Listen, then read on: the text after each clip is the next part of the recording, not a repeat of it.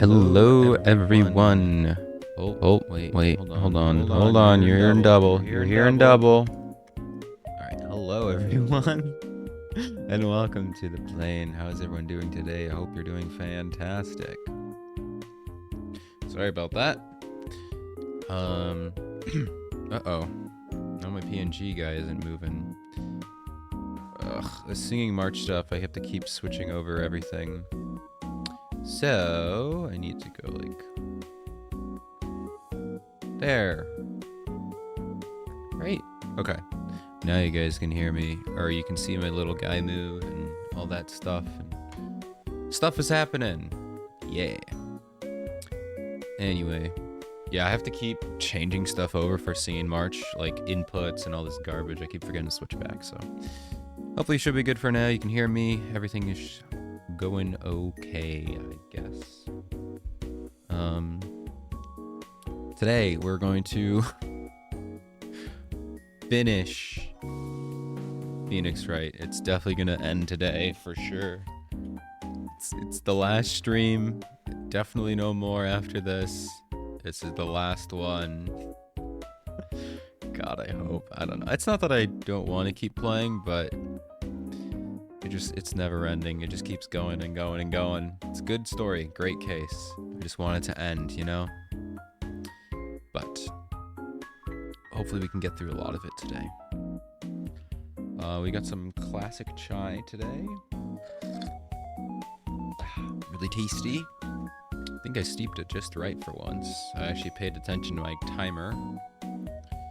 And it tastes pretty good. Yeah, so I don't know how much we have left here. I remember last time we were so close. But then Godot was like, well, we know that she didn't murder, but we don't know who did murder, so she's still guilty. So we know that Iris is not actually the murderer, but we have to prove that somebody else is the murderer in order to make her innocent, which it's not how it works in the real world, but you know what? It's fine. It's fine. I feel like they're doing a fake out by saying that Maya killed her own mom. I feel like that's not what happened at all, but we'll see. So yeah, that's what basically happened. We found out Iris is actually innocent, which I'm happy. And Dahlia has exploded into ghost suck stuff, or I don't know. She's gone. She's dead in hell where she belongs. Oh boy, I'm glad she's gone. Got what she deserved. It's also kind of crazy. Like Dahlia, I think is way worse than Morgan Fay. But I mean, I guess Morgan Fay tried to kill someone in that first case, but it's crazy to think how involved she was in this one. Like, she's insane. Like, I mean, obviously she was bad from the beginning, but this case makes her look even worse. I was like, oh, you're a lot worse than I thought you were. But it is what it is. Alright. So I guess we'll just get into it here. Get this show on the road.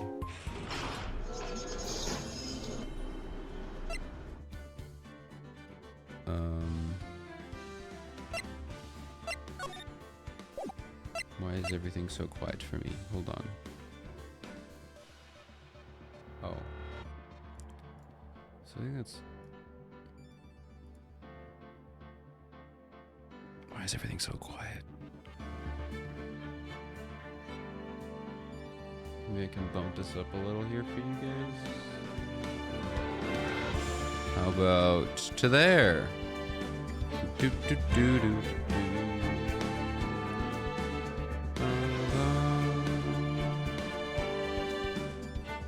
Turn that down just a little here. Everything's very quiet today. Do I have my computer down? That could be it. Yep, that's why. Okay. Alright, there we go. I have my master input turned down. I'm telling you, everything gets screwed up. Whoops. We're getting there, I promise. Bum bum ba-dum bum bum bum bum bum ba-dum bum bum bum bum bum bum. You can go a little higher. Do do do do do do. We'll go there and mess around with it. Alright, so last we left off here. 2022. I think this is the one. right here. This is not the one. Okay, that's not the one. Oh, because that's a different day. Derp. Oh yeah, I ended early last time. Okay, this is where we ended. Yes, okay, and then we got the, I gave you guys the little sneak peek. So I think Godot is like, hey, we gotta do more stuff here to figure out the real culprit of the murderer. And we're taking a recess. This little judge needs a nap. February 10th, 3:36 p.m. District Court, courtroom number 7. Oh, break time over. Bonk. Now then, before we proceed any further, I'm going to announce the results of the test we had performed earlier. That's very loud. I'm sorry, guys. How about that? Tests? Yes, the tests on the bloody dagger that was found stuck in the pine tree. I believe they didn't find any fingerprints on it. And it wasn't the victim's blood. Or no. Maybe it was just... Oh, they just didn't find the blood. Oh yeah, that. I totally forgot about it. That's the weapon that Maya Fey used when she fought the victim. So, what are the results? Was it the victim's blood or... Due to time constraints, a full test was impossible. However, there's one thing we can say with certainty. The blood that was on the dagger was not the victim's blood. Bonk. That is all. Now then, let us restart this trial. So it wasn't Misty's blood on the dagger. And whose was it? Dagger updated in the court record. Alright, found stuck in the pine tree. The blood does not match the victim's. So it just has blood on it. Awesome. No fingerprints and just blood. Generic blood. I do love me some generic blood. I'm sure that both the defense and the prosecution know this, but this trial is rapidly coming to a close. Both sides will need to show some firm evidence with their claims. I understand, Your Honor. From what I've heard, the witness is dangerously weak, physically speaking. So, let's finish this quickly. Time to put Maya on there. Agreed. Bonk. Very well. Please bring in the last witness. Hi, Maya. You feeling better? Witness, please tell us your name and profession. What is your profession? Spirit medium. Maya Fey. My profession is, I'm the assistant manager at the Wright & Co. law office. Aww. Maya. According to this magazine I have here, you're a spirit medium of the Karain channeling technique. I'm frightened. The Fey clan, I don't want any more to do with it. Aww. No. It's okay, Maya. Oh, Maya. The pain the Fey bloodline causes must be unbearable. Very well. Now then, Miss Fey. When the event occurred, you were in the garden in the Inner Temple. And you witnessed the moment of Miss Elise Stonham's murder? Is this correct? Oh no. I didn't see any... Straighten up. Straighten up this instant, young lady. God damn, Godot. Stop it. Stop being sexist. Not now. Not to Maya. You could be sexist to any woman, but not Maya. She's baby. She needs to be handled with care. Huh? It seemed to work, though, so who knows. Pick your head up and speak clearly. There's always time for crying later. But Your mother was killed right in front of your eyes. God damn, Godot, chill. There's nothing you can do to change that fact. God damn it. You need to chill out, bud. I mean, that's coming from me, the guy who makes fun of Edgeworth's dead dad and the shaky ground, so maybe I don't, maybe I should shut up. But there's something you can do. You can finish this. You've been watching the whole thing, right? You've seen the witness come out, and you've seen us squeeze the truth out of them. Now it's your turn. Let's hear your testimony. On the night of the crime, what exactly did you see happen? Bonk. Witness, if you please. Yes, Your Honor. Now I have to do like a sad Maya voice. I haven't had to do that. I haven't had to do Maya's voice in a long time.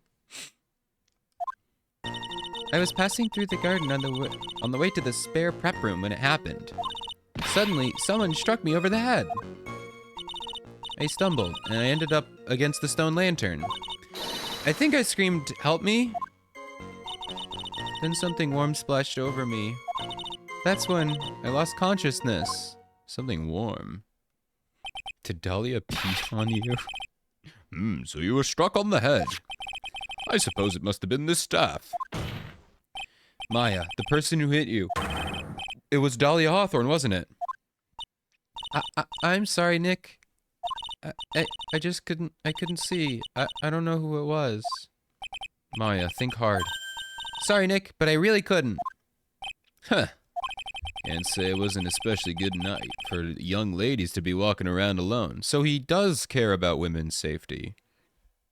He just doesn't respect them. Poor guy. It seems that it will be hard to determine the criminal through testimony alone. Very well then, Mr. Wright, please begin your cross-examination. Maya, hang in there. She doesn't look well at all. At the inner temple. I was passing. Okay. Who else was on the inner temple side that night? Well, Sister Bikini, of course. But I remember her saying that Iris would be coming later as well. The day after the incident, Edgeworth met Bikini at Hazakura Temple. I mean, she couldn't be the criminal. So then, did Iris actually come, or later, like she said? Well, let me think. She seems confused. It's probably because she's so tired. No, I'm sure I didn't see her. She must have come while I was preparing for the training. Bonk. Who did it? Who hit you? Well, I didn't see who it was. I was hit from behind. You didn't see the person? But after that, your attacker was in front of you. How could you not see who it was? Oh, let me think for a sec. I'm sorry, I just can't remember. Maya's really having a hard time. What should I do? Press her harder. Maya, you need to do this for the sake of your sister or something, or your mom. Come on, Maya, this isn't making any sense. Why didn't you see this person? Well, let me think. It was, oh yeah, that's right. It was dark, that's it. It was dark. It's not good to have too much light around when someone is undergoing spiritual training. Come to think of it, there was that earlier testimony to that effect as well. So it was dark in the garden on the night of the crime. Which is why she didn't see her attacker. I mean, I figured that much, but okay. I thought maybe she was trying to hide something, but I guess not. She would never hide something from us. At least I don't think so. Judging by the testimony thus far, the identity of the attacker is most likely the spirit that was channeled by Elise Donham, Dahlia Hawthorne. Bonk. Very well, please continue with your testimony. What happened after you were struck in the head? What happened afterwards? My attacker was in front of me, blocking off my escape. I think. You think? After getting hit like that, I was in a state of panic. There were only two things rolling around in my mind at that time. Well, now this is beginning to get interesting. So what were those two things rolling around in your mind? My name is Maya Fey. 1 + 1 = 2. Girl. Girl. You are amazing. It'll never change. Go a head pat. Go a head pat for the Maya. You see, for some crazy reason, I was afraid I was gonna lose my memory. I know it's odd considering my life was in danger, but that's how it was. That's not odd at all. Your actions are understandable given the circumstances. So, what did you do then? Interesting. Nobody heard scream, but who would? Oh, Pearl should have heard you scream, right? You think you screamed, but you're not sure? Listen, I was a complete wreck. It was dark and I couldn't see my attacker. Was it a man, a woman, an adult, a child? I had no idea. I was scared out of my wits. Believe me, my dear, I would have Soiled my robes. Gross, but also I agree. I thought this person might attack me, so I... Anyway, I'm pretty sure I screamed. I thought it was my last hope. Wow, it sounds like poor little Maya really was out of her mind. I wonder what she meant by last hope. What should I do? Do I press her for more? Yes. Let's do my last hope. Wait a minute. Maya, what's this my last hope stuff? You're my only hope. What? What do you mean by your last hope? No. That's what you said. You said my last hope. Huh? What? I said what? Maya. Look, you were facing an attacker and you couldn't see, and you screamed, right? You screamed, help me. Yeah. But you testified that you screamed that because you thought it was your last hope. Oh, well, you know, that's like, what do you call it when that happens? Maya's not doing so well up there. Oh, yeah. Oh, that's right. What? What are you I remember now. I was facing my attacker, but that's not who I was screaming at. Oh? What did you just say? Yeah, that's right. It was the person behind my attacker that I was yelling at. That's who I was screaming to for help. Ah! Good job, Maya. What is it now? I messed up. I didn't mean to let that slip out. What? What are you... Oh, wait, the scream? Bonk. Witness, are you absolutely sure about what you're saying? Behind the attacker, there was another person? I am... Well, I meant to keep that part a secret. Wait, why? Maya? What have I done? Maya, wait, what are you talking about? Maya? It takes a ton of pressure to make a diamond. That's what I always say. You have never said that, buddy. I'm willing to bet you've never said that in your life, sir. Ton of pressure. You're in a court of law here. You can't make things up and try to hide things in this chamber. Bonk. Witness, the information you just presented is vital to the case. I want you to add it to your testimony. Okay. Oh, it's specifically...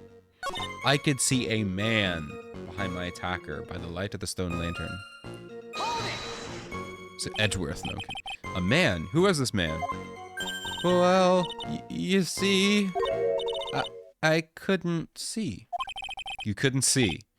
She just used this excuse twice now. Well, you know, lantern light isn't very bright. Aha! The lantern was off, Maya. Which would make your case stronger, but it is a contradiction. Lantern light, do you say? There's a great big stone lantern in the garden. They always light it when the acolyte is there for training. Hey, you know what they say, under the lantern, darkness reigns. That's not how lanterns work, Maya. That is literally the exact opposite about how lanterns work. So, I could see the person that was further away, but not my attacker who was close. What? What? How does that work? Plus, there weren't any other light sources in the garden at the time. Alright, I'm assuming it's pretty obviously this one, because they said the light was off, right? Was not lit on the night of the crime. Okay, so I'm gonna keep pressing these, but that's what I gotta do. Then something warm splashed over me. You don't mean, was it... I didn't know at the time, but I think it was probably blood. Oh. Well, I was thinking, okay, Well, that's worse than what I was thinking. She's saying that that's when Miss Stoneham, who was channeling Dahlia, was stabbed in the back by the killer? Oh! Oh, interessante. So someone's... Okay. Alright, well that makes me... So Maya didn't kill them then. It's someone stabbed Elise in front of Maya. Bro, it was Godot. What if it was Godot? And he just has it out. At that moment, I was paralyzed with fear. I was just sitting there in the snow. I'm sure blood got on everything around me. That's when I lost consciousness. So, what happened next? I don't remember. How were you saved? You don't even remember that? No, I haven't gotten any idea. I really don't know what happened at all. Maya, that's too bad. I've worked side by side with Maya for 2 years now. I can tell when she's trying to hide something by how she acts. I think Godot does too. I think everyone does, Phoenix. That does not make you unique. Right now, I'm absolutely certain she's hiding something. Mia probably just said don't tell Phoenix or don't tell anyone. By the light of the lantern. Ooh, ooh. Oh wait, I already lost the health bar. What? When? Well, I screwed up my save. Whatever. Yeah. So, there was a man standing behind your attacker. Yeah. That man, he's the killer. He stabbed her from behind. And he's the one who killed Elise Stoneham. Otherwise known as Misty Fey, your mother. The killer? Maya, you know who killed your mother, don't you? What is the meaning of this, Mr. Wright? What? Wait, this is not what I had planned at all, but okay. To be frank, Your Honor, I think she's in shock and is quite confused. That's why she hasn't noticed the huge... Okay, never mind. Okay. With her testimony. Huh? What do you mean? What's the problem? Maya, on the night of the crime, that stone lantern was out of commission. Huh? What? It's true. There was no light anywhere in the garden that night. No. It was not. Bonk. Order in the court. Mr. Godot, explain. You're supposed to ask me, Your Honor. Oh wait, shoot. You know, I was so busy. I forgot to get all dressed up. Hold on a minute. Yeah. And let me keep the glasses today. Hold on. We're almost there. Yeah, there we are. Okay, sorry. I forgot to get dressed up for court, Your Honor. I'm all set. And the pureness of milk oh my god. And the pureness of milk to the perfect clear darkness of coffee stir. That is the state of the witness's mind right now. A cup of cafe au lait. I have no idea how to say that. I'm not French. Sorry. Cafe au lait. Oh, that's it. There. Is that even legal? Probably not. Mr. Shright's words are the milk, and you are the oh my god, are the spoon, Your Honor. I'm a spoon? I'm no spoony bard. Oh, have you know? You must have noticed it too, Trite. This witness's mental state is highly unstable right now. It's not that hard to understand why she would make a little mistake like that. No, it's a pretty big mistake. Sorry, but that's not gonna cut it. What did you say? If there truly was no light in the garden, then there's a fatal contradiction within the witness's last bit of testimony. Nick. May I? Recall the witness's statement about her attacker. She said that she didn't know if it was a man or a woman, an adult or a child. And yet, the witness could describe a person that was standing behind her attacker. And she quite clearly described him as a man. In other words, that would have been That would have to mean that Maya actually saw our mystery person, despite it being so dark that she couldn't see the face of her own attacker. No! Sucks, Maya. Bonk, bonk, bonk. Order, order, order in the... Oh, he doesn't say in the court, my bad. What in the world does this mean, Mr. Wright? Are you saying Miss Fay saw the real killer under the pitch black conditions? Objection! Try. Do you have any idea what you're proposing? How could she have seen in the dark? There was no light source at the scene. Objection! There are some things that can only... Wait. There are some things that you can only see in the dark, Mr. Godot. Maya, you did see the killer who was in the dark. And now, you're trying to cover for him. Cover? For the man that killed her mother? There's only one conclusion I can draw from this. You know who this man is. It was me, Phoenix Wright. I killed your mother. Dude, imagine.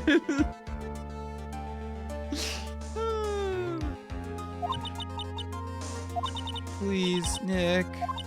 I don't know anything. Please, I'm begging you. Huh. You talk good games, right? Let's see if you can walk the walk. It was pitch black, so what could the witness see? I'm calling your bluff. No, Nick, don't. Please stop. Was it Larry? Was it goddamn Larry? Dude, I hope it was Larry. Larry, you've done so much. I think you deserve to kill someone. It shouldn't have been Maya's mother, but you know what? I think you get one free pet. No, I'm kidding. Put him in jail. Put Larry in prison. Put him where he belongs. I have no idea who he could be, though. So the only people who were there were literally me or Larry. Or I guess it could be Godot, but I highly doubt it. I don't know who else it could be. Who else is even here? It could be just an unknown person, someone I literally have no idea. Edgeworth wasn't there. He showed up after, so it's not Edgeworth. It's gotta be either Larry, Gumshoe, or Godot, or me. That would be funny. They did a Danganronpa switch, main character becomes the villain, or not the villain, but the murderer. Maya's dead set on protecting this guy, the man who murdered Maya's long-lost mother. But I can't let him get away with it. I'm a lawyer, an officer of the court. I'm here to find the truth. Bonk. All right, Mr. Wright. Time to show us what you've got.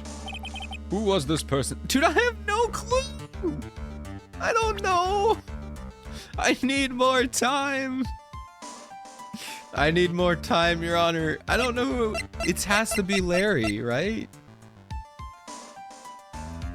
I don't know. You know what? Maybe that's something that Larry would do. He'd be like, oh, a damsel in distress. I'm gonna save her.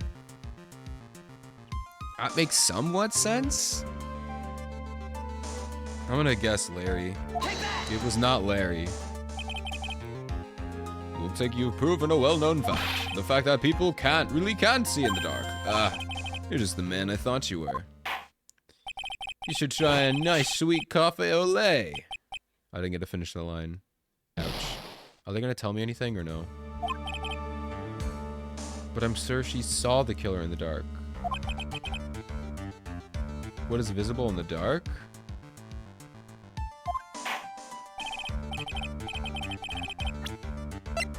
Oh, I have to go back so far. Come on here. By the light of the stone lantern. Alright, let me just speed through this real quick.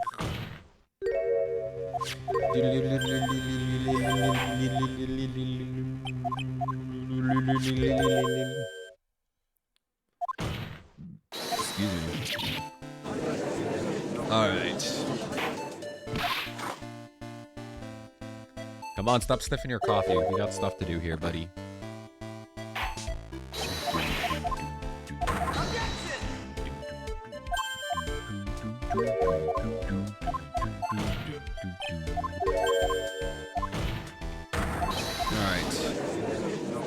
I'm gonna make a save here pretty soon, I guess. Objection! I also have no idea who this could be, though.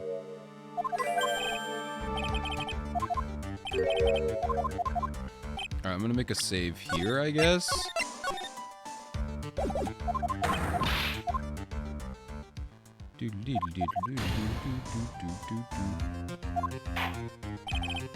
Oh, I can make a save here. Nice. Alright. Show us what you've got. I wonder, maybe it was a picture of someone. He said, what can you see in the light? Do we have any pictures of anyone that you could see? Or like a statue of someone?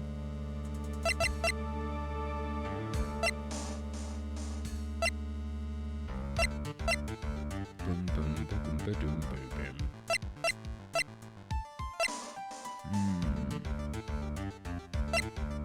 What can you see in the dark?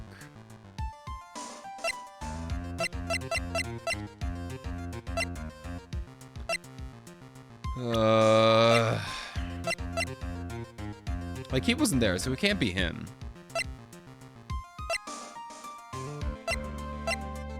I feel like this is a joke, and it's not a person.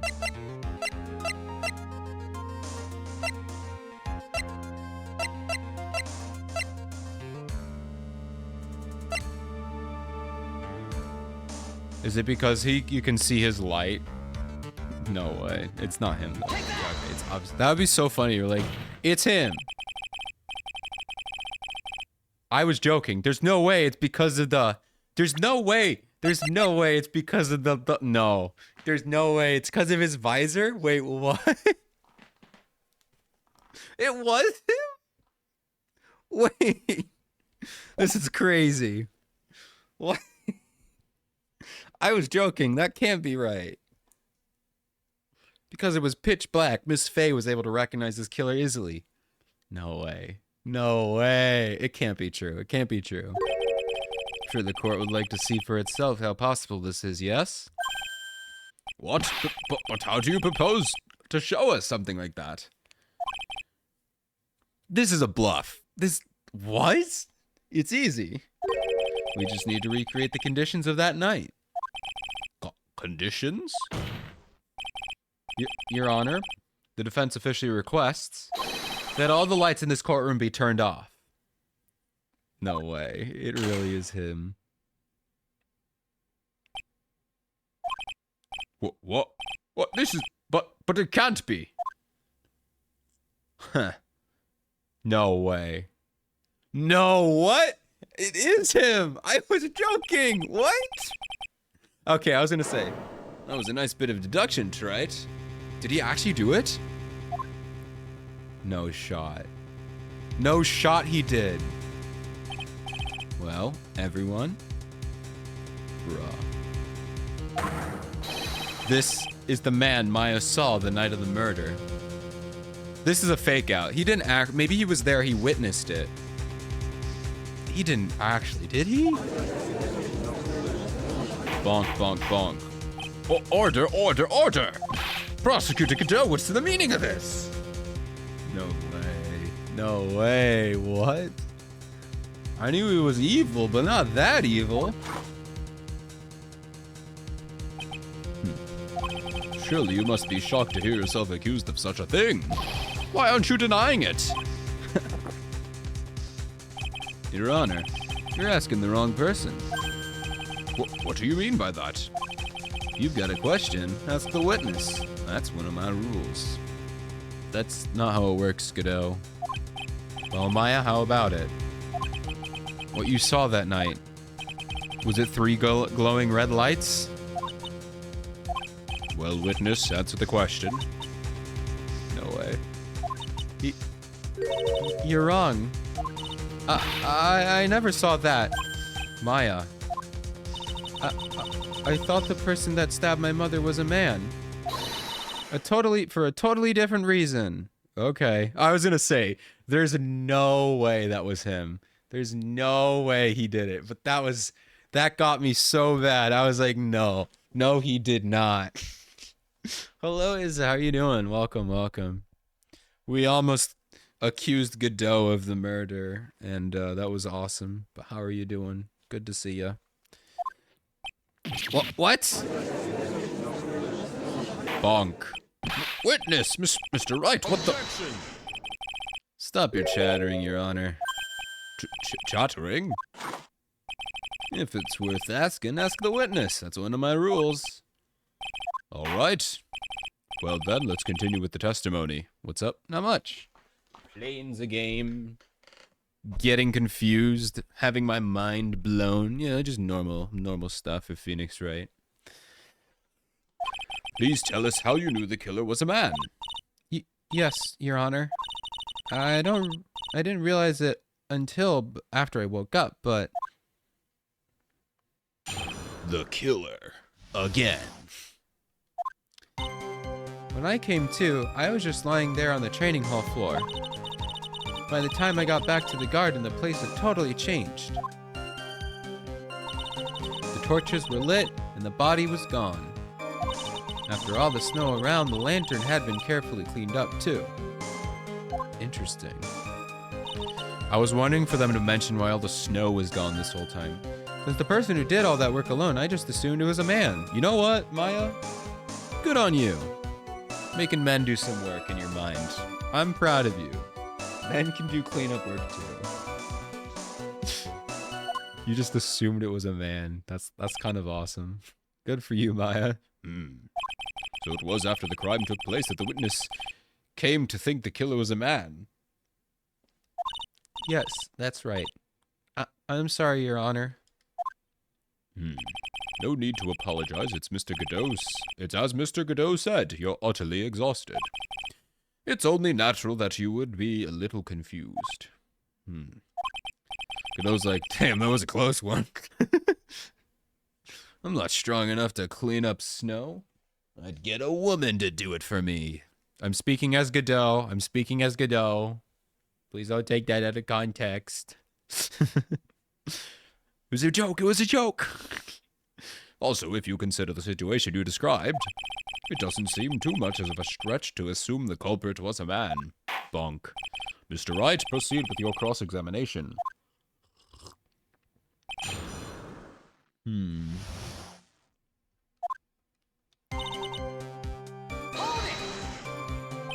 So, you lost consciousness when you were in the garden, is that right? Yes, I think it happened when the victim was stabbed. So, then the person that carried you into the inner temple... It could only have been the killer. Godot's thinking, he's like, that's what I think too. So the killer carried Maya into the inner temple.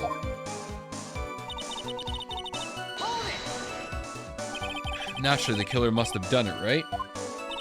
Yeah, I think so. But why would the killer tamper with the crime scene like that? It must have been something that the killer desperately wanted to hide.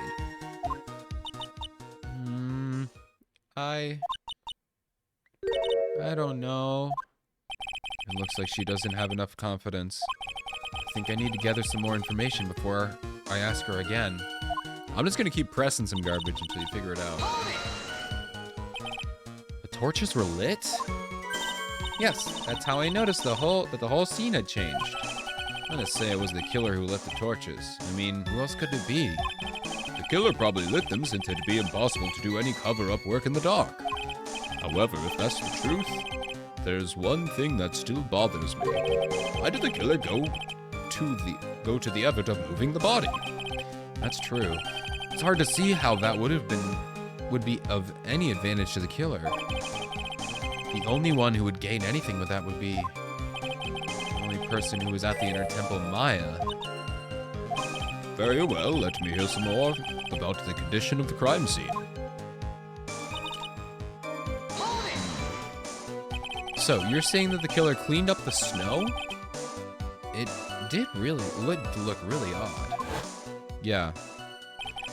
Snow was removed from an unnatural looking rectangle shape around the area, or around the lantern. There were a lot of shovels around the inner temple, but they're all heavy. Way too heavy for me to use. And the other person was dead. So it had to be a man. An odd fellow indeed, this killer. Why on earth would anyone want to take the snow away? Well, there's one thing I can think of. Didn't you say that a lot of the victim's blood sprayed onto the snow? Yeah. The area collapsed and ended up being splattered. In other words, the killer's purpose was to hide the bloody snow. I think that the most reasonable explanation. Perhaps. However, there's something that's bothering me. If the killer just wanted to hide the snow with the blood on it, there was no need to remove that amount. That's true. You could have scooped up just the snow that was stained with blood. Looks like there are some mysteries behind this issue. But I think this will help explain them. So, you're saying that you never saw the killer, right? Yes. But earlier you clearly stated that you saw a man behind your attacker. Nick, I'm sorry. The killer certainly went through a lot of trouble. Moving the body by a pendulum, manipulating the crime scene? Well, for what purpose? Why do all that? Maybe Maya knows more than she's letting on. Of course she does. She's Maya. Alright. When she came to, let's just make a nice little save, a do. He's lying there on the floor. Unchanged. The torches were lit. Wasn't it literally the torches were not lit? Did we just go over? I mean, this torch wasn't lit. Maybe the other ones were.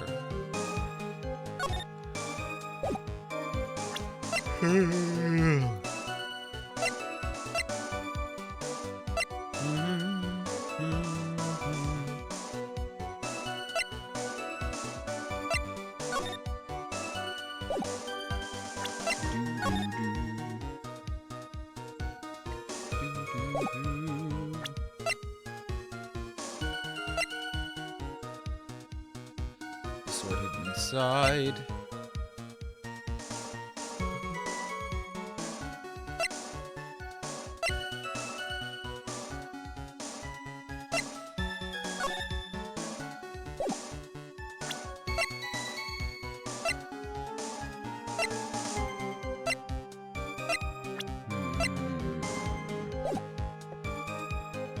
Torches, and the body was gone. All the snow around the stone lantern had been carefully cleaned up.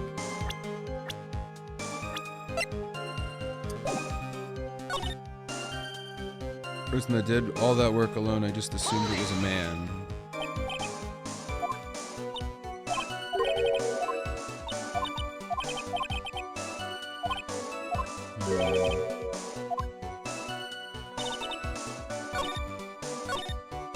Was it this that I had to press again or something? So I noticed it changed. The only person in the inner temple was Maya. But there's no one else there, that's the thing.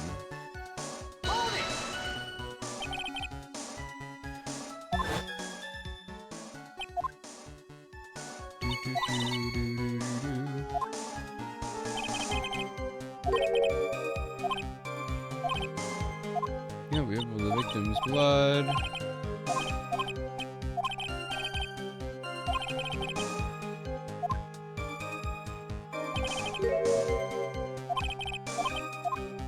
Oh shoot, I didn't read that. I don't know, she said this explains it well. This does not explain anything well, Maya.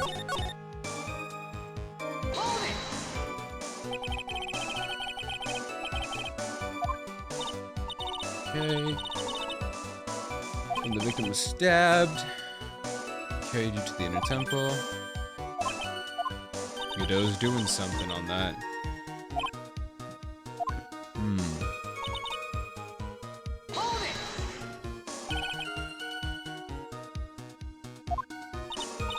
think so.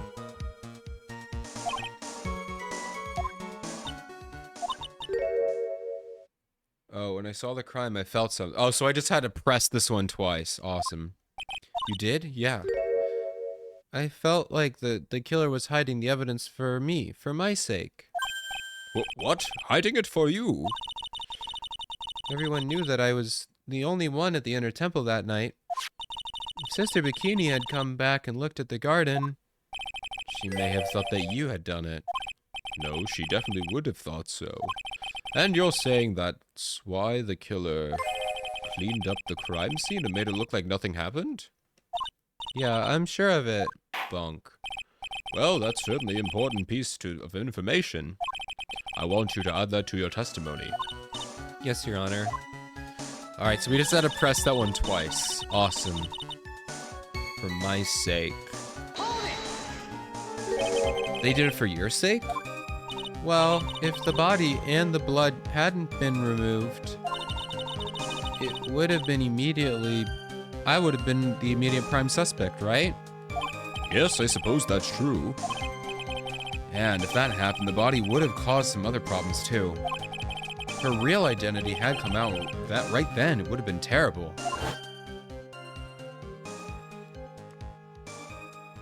Master, the Karain killed by her own daughter. I don't think Maya would have been able to handle it.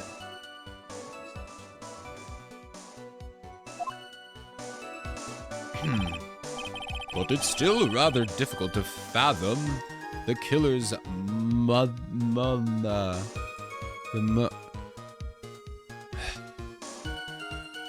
Why do I have to get rated when I'm having a lisp? Hi, Sagiki. Hi, Raiders. I swear I don't normally die when I read words. How is it going? It's so good to see you, Soggy. How was your stream? Were you having fun?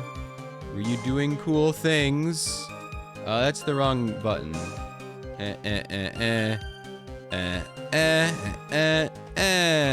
There we go. Look at that adorable little PFP. How are you? What were you up to? Hello, everyone. My name, I'm sure you've probably heard of me. Unfortunately, I am Ito Abierli, a jazz singer from the future, and I sing songs and stuff like that. But today, we are playing Phoenix Rice. Yeah, Phoenix Rice, Ace Attorney. This is the last case of the last game in the first trilogy.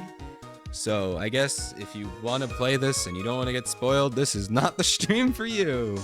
But I appreciate you hanging out in the raid. But yeah.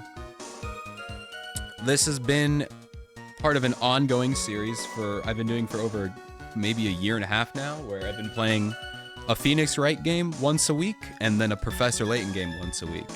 And then when we finish them both, we play the crossover event. And then we watch the anime in my Discord. But yeah, stuff like that. It's gonna be fun. So we're actually getting pretty close to the end because this is the last game in the Ace Attorney one, and then the Phoenix Wright or the Professor Layton one. It's gonna be a lot of fun. Big cry, yes. Time for Apollo Justice next. I don't actually know because I know there's still two more a trilogy that I could do. I probably won't do the Apollo Justice one because I'm actually watching my friend stream it, so I've already I already know what happens. So I don't know if I'll actually play it, but there are other Phoenix Wright games that I can play.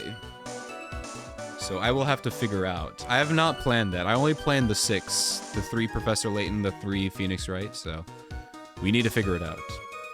You like jazz? I do like jazz. A great deal. But what were you doing, Sagi? I hope it was fun. Hope you were doing fun things. If you need to go to bed, that's okay.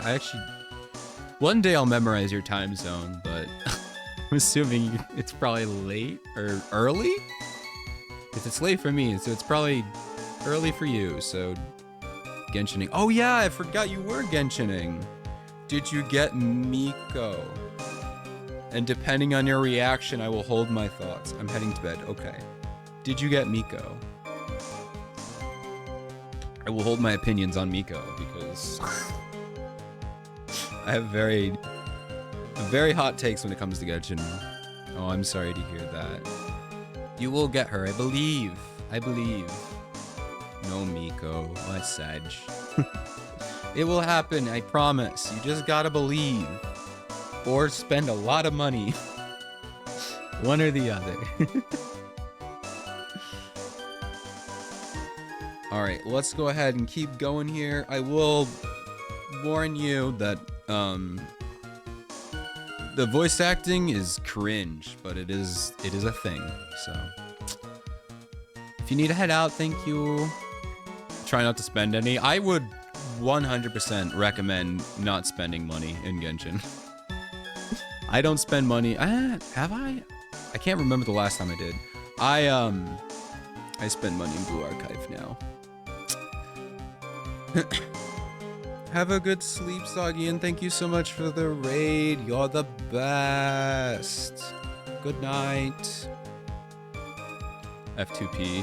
I am currently F2P. At least I'm trying to be. I will say the only time I ever spend money on a gacha game is if I ever manage to somehow beautifully, magically get a Twitch payout. It's the only time I ever do that.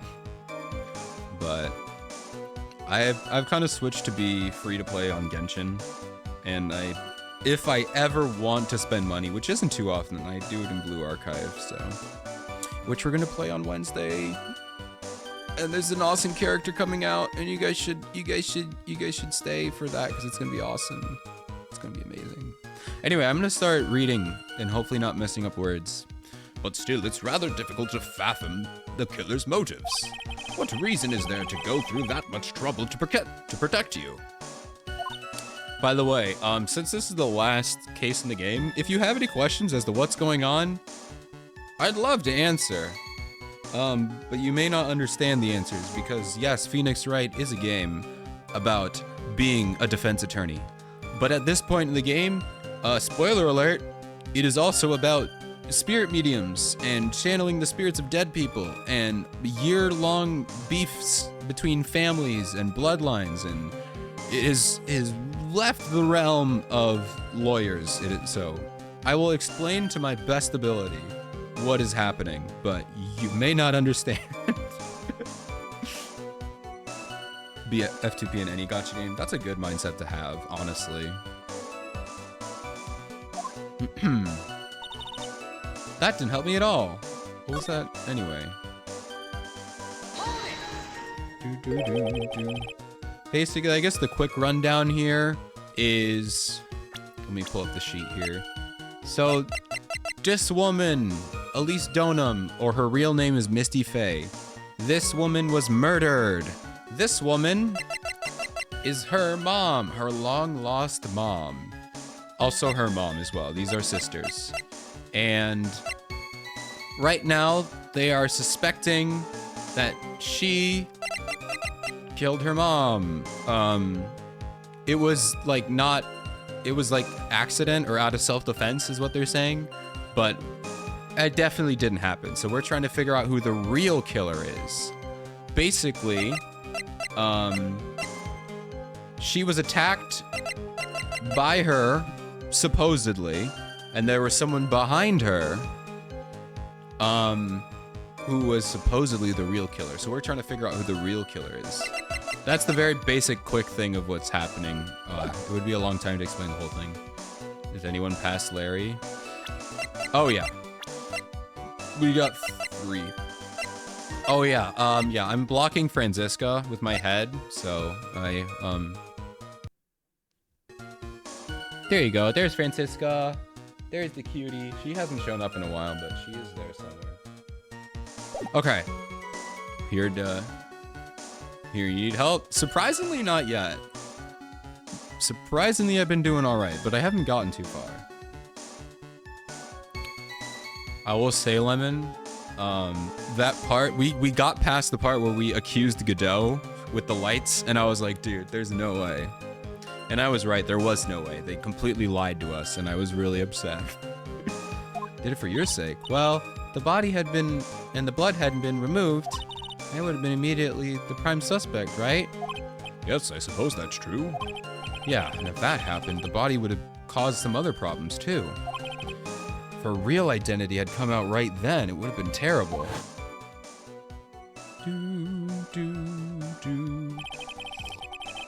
Master Karain killed by own daughter. I don't think Maya would have been able to handle that. Fair enough. But it's rather difficult to fathom the killer's motives. What reason is there to go through that much trouble to protect you? Alright, well, I think I'm gonna guess it's this right here. If the killer really wanted to clean up the scene, why did you leave her name on the statue? Yeah. The body of Elise Donum was carried all the way to the Hazakura Temple courtyard. Then, at the garden, the real scene of the crime, the snow that we suspect was covered in blood was scooped up and removed. It's reasonable to believe all this was done in an attempt to hide the true crime scene. However, there's still one matter that seems somewhat odd. Oh, and what would that be? You must have figured it out by now, Mr. Godot. It's the message written in blood on the lantern. Interesting. This man knows everything already. It was clearly written. It was oh my gosh. It was It was written very clearly on the white stone lantern. Maya. Ah. If the killer was so motivated to protect Maya from suspicion, then why didn't they wipe away the writing off the lantern? Ah, you're right. Tell you when to present the last piece of evidence. In case the music doesn't stop like normal. Oh, so I don't spam past it? Okay.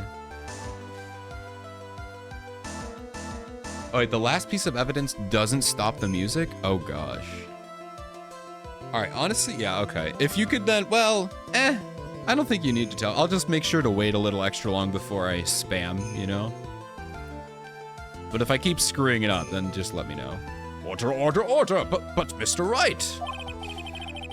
Isn't it a fact that the killer was trying to cover up the crime scene? Indeed, but it doesn't make such sense to move the body and remove the bloody snow. Then not wipe off the most incriminating thing of all, the bloody writing. Objection! But if that's the case, do you have an explanation for the killer's mysterious behavior? Why would this killer move the body and remove all that snow, but then leave the bloody writing on the lantern?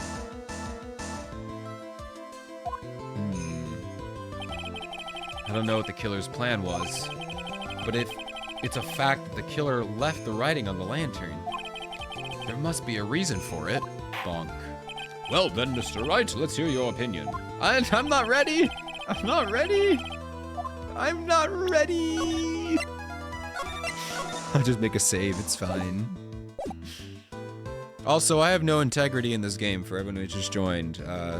I will make 1,000,000 saves so I don't have to replay everything. It's their fault for giving me save files. Why did they leave the message written in blood? The killer wrote it.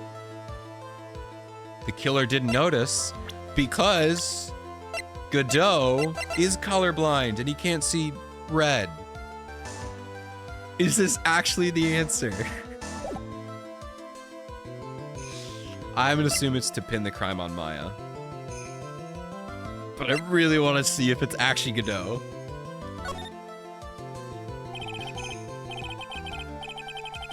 No way. Okay. Okay, hold on a minute. Prosecutor Godot, earlier in this trial, you gave me some good advice. Once you eliminate the impossible, whatever remains must be the truth. Maybe you're not as dumb as I thought. The real killer wanted to disguise the fact that a crime had occurred here.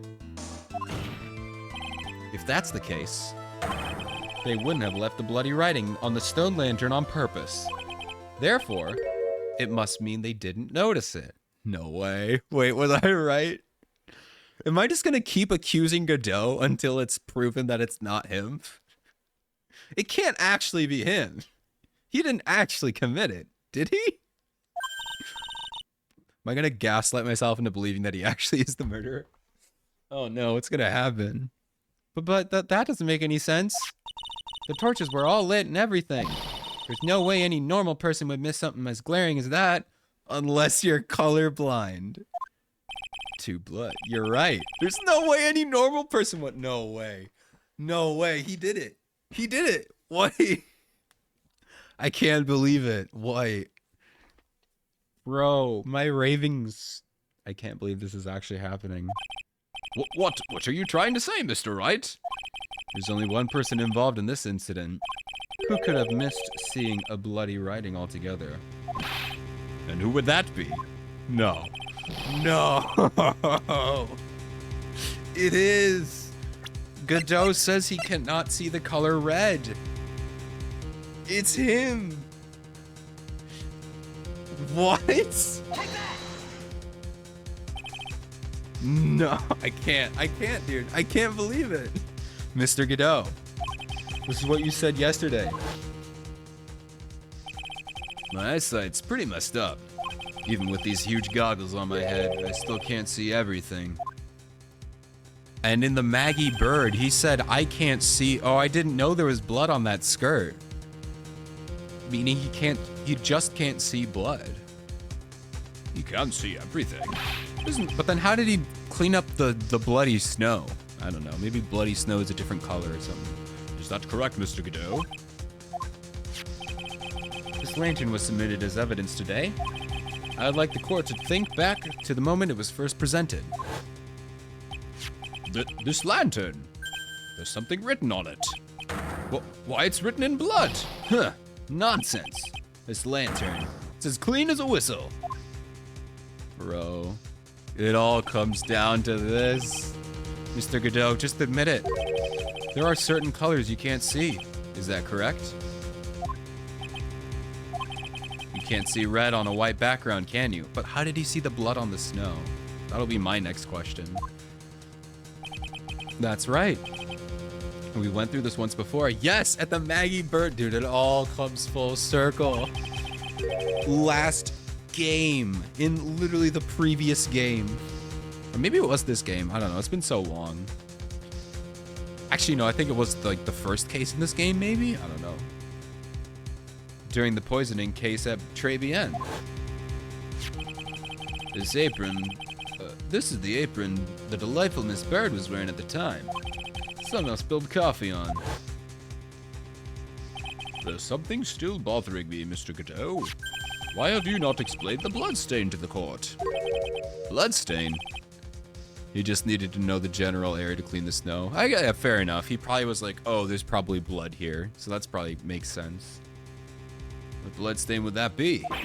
Don't play any games, prosecutor. The blood-colored stain that's smeared all over the apron. That's ridiculous. No one told me anything about a blood stain. Because it was ketchup in that case.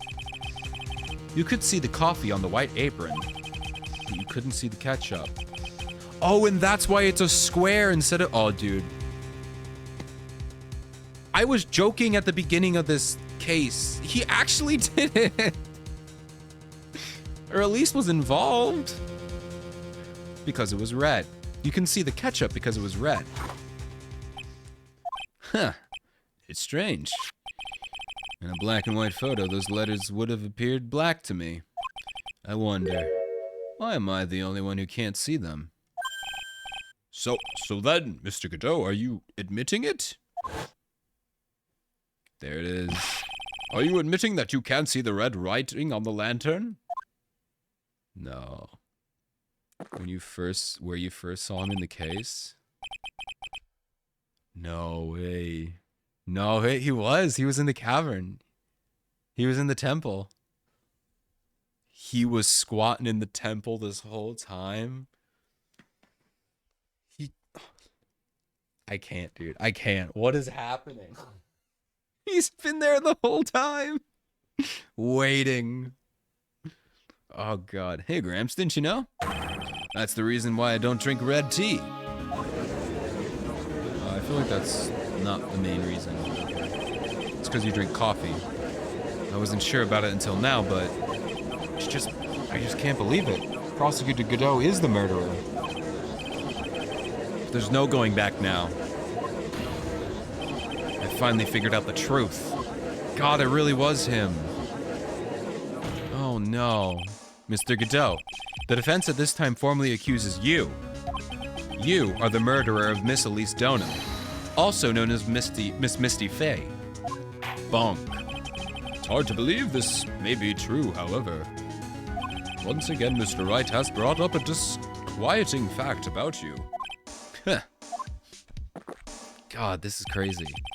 Just make sure you don't fill out the indictment in red ink, Gramps. Come on. That is a little graffiti to make me into the killer. Besides, it's not like it's my name that's written there. But if you rearrange the letters... No, I'm kidding. I'm certain that the killer wasn't able to see the color red. That's rich. Do go on, try it. The answer is right here at the crime scene. Oh, he didn't see the... Oh, finally, dude. He did not see the... I've been waiting for this to come into play. He never saw this either. Oh, God. In the snow. The snow, how so? Well, for example, why did the killer move all that snow? Your Honor, you said it yourself. If you wanted to hide the bloody snow, why not just take out that area? Yes, why didn't he take just that area? Ah! Could it be? Yes, the killer couldn't see the red blood that had seeped into the snow. And so he had to remove all of the snow. He couldn't be sure of where the blood had landed, so he removed the whole area. Objection! Isn't it more likely that the killer just couldn't see the blood because it was dark? Not a chance. The torches were all lit. He would have been able to see just fine. It seems that once again this trial has taken an unexpected turn, to say the least. Can you explain this, Mr. Godot? Maya, please. Maya, no. Wait just a minute.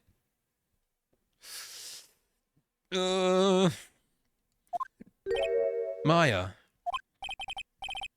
What does it witness? Mr. Godot isn't the killer. After all, he didn't even come to the inner temple until 2 days after the murder took place. He didn't show up until after that old bridge got fixed up. Objection! He's like, no, I did kill them. Maya. You can't testify to something like that. Why? What do you mean? I may not look it, but Ah! After the murder happened, you didn't even exist. She didn't? I'm afraid I don't follow. This case is the smartest version of the judge. Wait, this guy?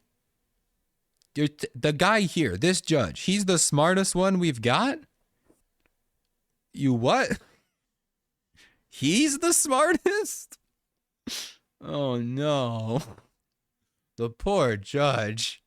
He is not a smart man. Are you senile, old man? We established this just a little while ago. After the murder, this witness was unconscious for a long time. Demon woman. Because she was channeling Dahlia Hawthorne. Smartish one. That's crazy. Oh, that's right. Please, Your Honor. Let me add to my testimony. Nick, please listen to me. Maya. Do you plan to cover up for Godot no matter what the cost? If that's the case, then I've got no choice. Your Honor, let's hear her testimony. Got to go later. Well, thank you for hanging out, Earthbound. I appreciate it. Enjoy the rest of your night. I will try to enjoy the game. If it means we're going to hear the whole truth, I say we should not silence her. Nicely done, Trite. Bonk. Very well, let's hear the witness's testimony. I feel like it's a cop-out. Godot did not kill him. Here's my new theory. I come up with theories every 5 minutes when new information is planted here. I bet... but it's not the victim's blood, so I don't know why this knife exists. I don't know why this knife exists. I bet Elise offed herself. Maybe. So that way, neither Godot nor Maya did it. And she offed herself. I feel like there was no murderer, and it's gonna be a big sad thingy. Very well, let's hear the witness's testimony. Please tell us what happened at the Inner Temple after the murder. Yes, sir. After I woke up, I began channeling my spirit and left me, as it were. But little Pearly was there at the Inner Temple, too. Pearls killed my mom!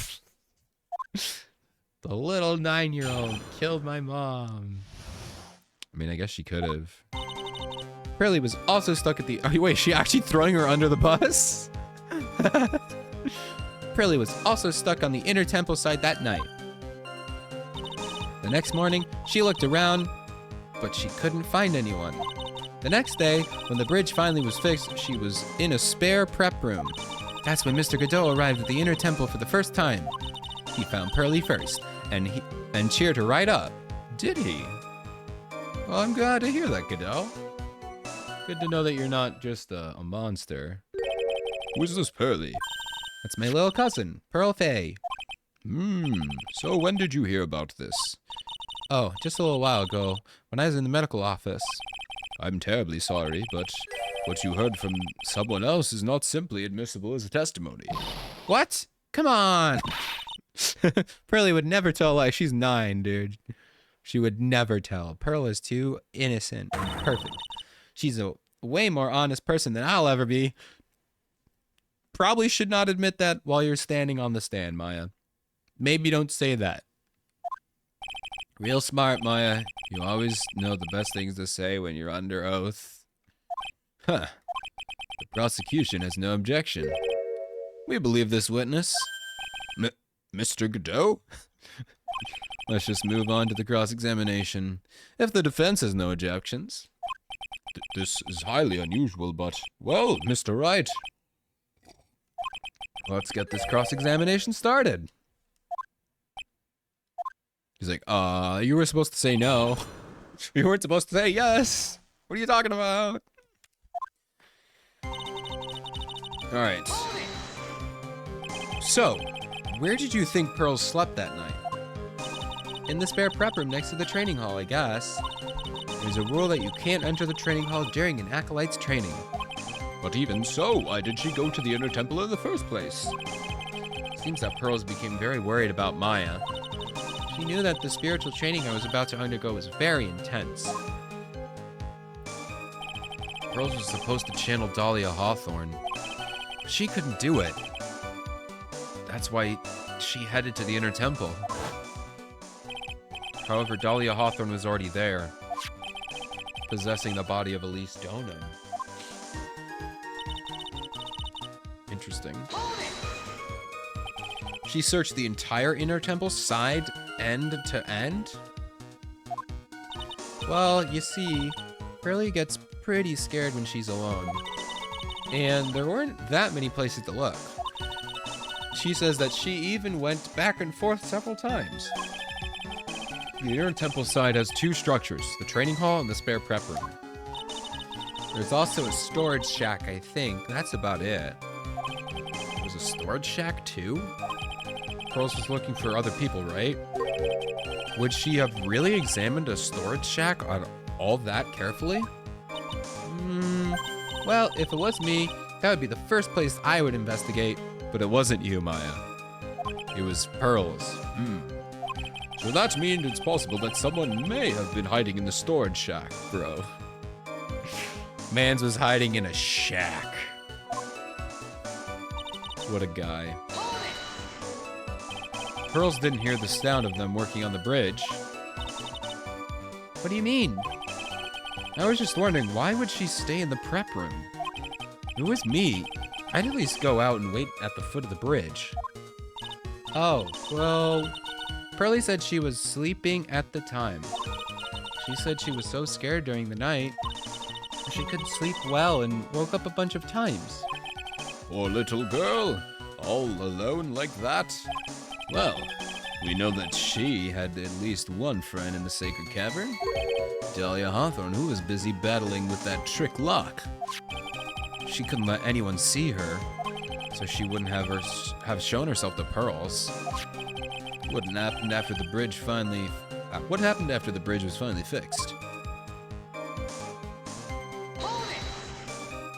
So it was your first time on the inner bridge? Oh my god. So it was your first time on the inner temple side, Mr. Godot? That's funny. Am I imagining things, or did the defense just ask me a question? Mr. Wright, please save your questions for the witness. What you heard from someone else is simply not admissible as testimony. Those are your words, Your Honor. Ah, touché, Mr. Wright. Oh well. What do you have to say, Mr. Godot? Tell me the answer. Hot nights and even hotter coffee. That's what I always say. If it had been for the case, if it hadn't been, I can't read tonight. I'm sorry. If it hadn't have been for this case, I never would have visited there. A freezing cold temple in the mountains? I think I'll pass. So he had never visited Hazakura Temple. Or the inner temple, huh? You want to say something trite? In any case, I have to find a crack in Godot's armor. While I cross-examine Maya, that is. Bonk. Very well, please go on with your testimony. After fixing the bridge, the policemen came over to the inner temple side, right? Yes. Then Mr. Godot... He found Pearly first and cheered her right up. Godot's mean! He would never say anything nice. He cheered her up? That's what Pearly said. She said he was a very nice older gentleman. That probably sounds more like Gumshoe. Thank you for looking out for my cousin, Mr. Godot. And here I was thinking you were nothing more than a coffee addict.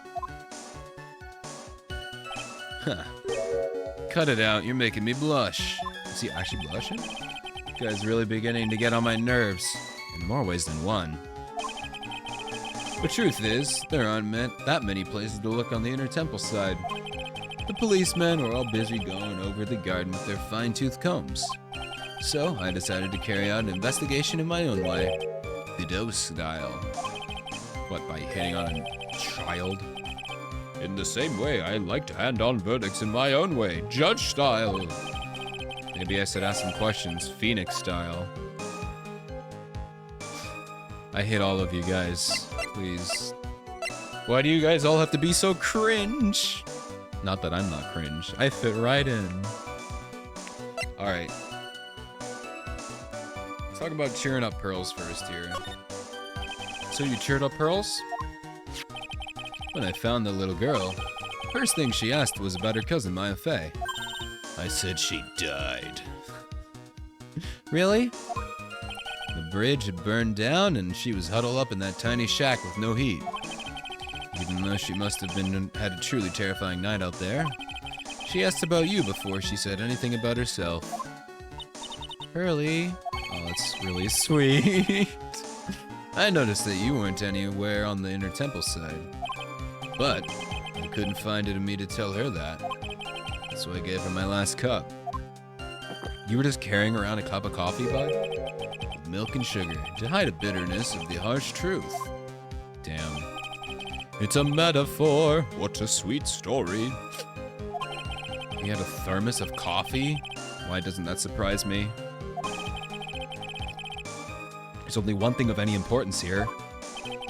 Where was Godot when the murder was taking place? He must have already been at the inner temple when it happened. Otherwise, he couldn't have killed Elise Donham.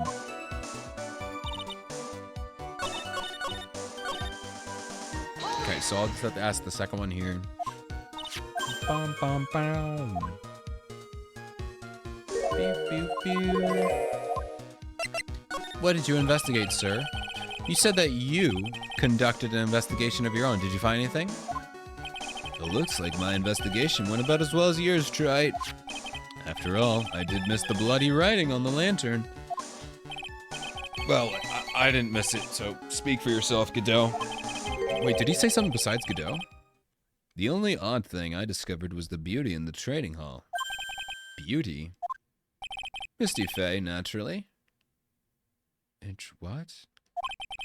Clad in her stunning Japanese garb, surrounded by the hue and aroma of Western tastes. You're talking about this.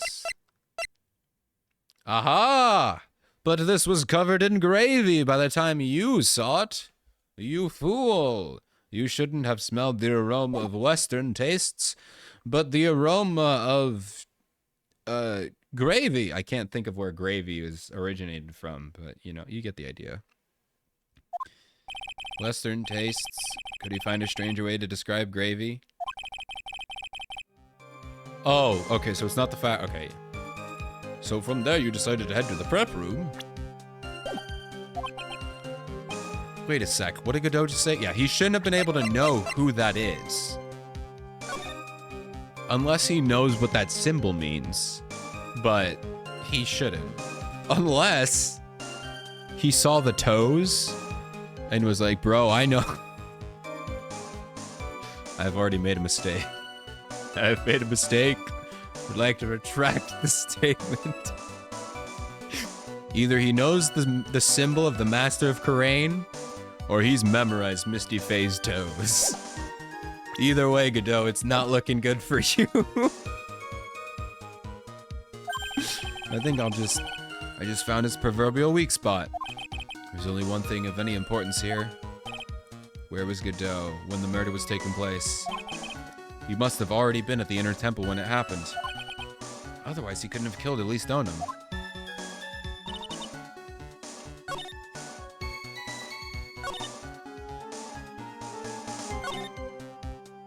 For the first time, but how do I present that?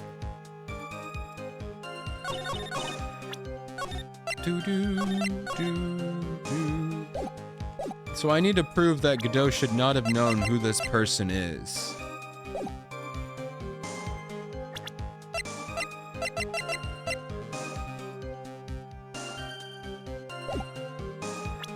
Alright,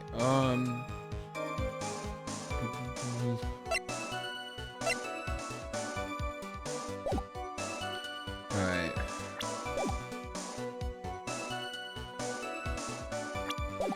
Pearly was stuck on the Inner Temple side that night.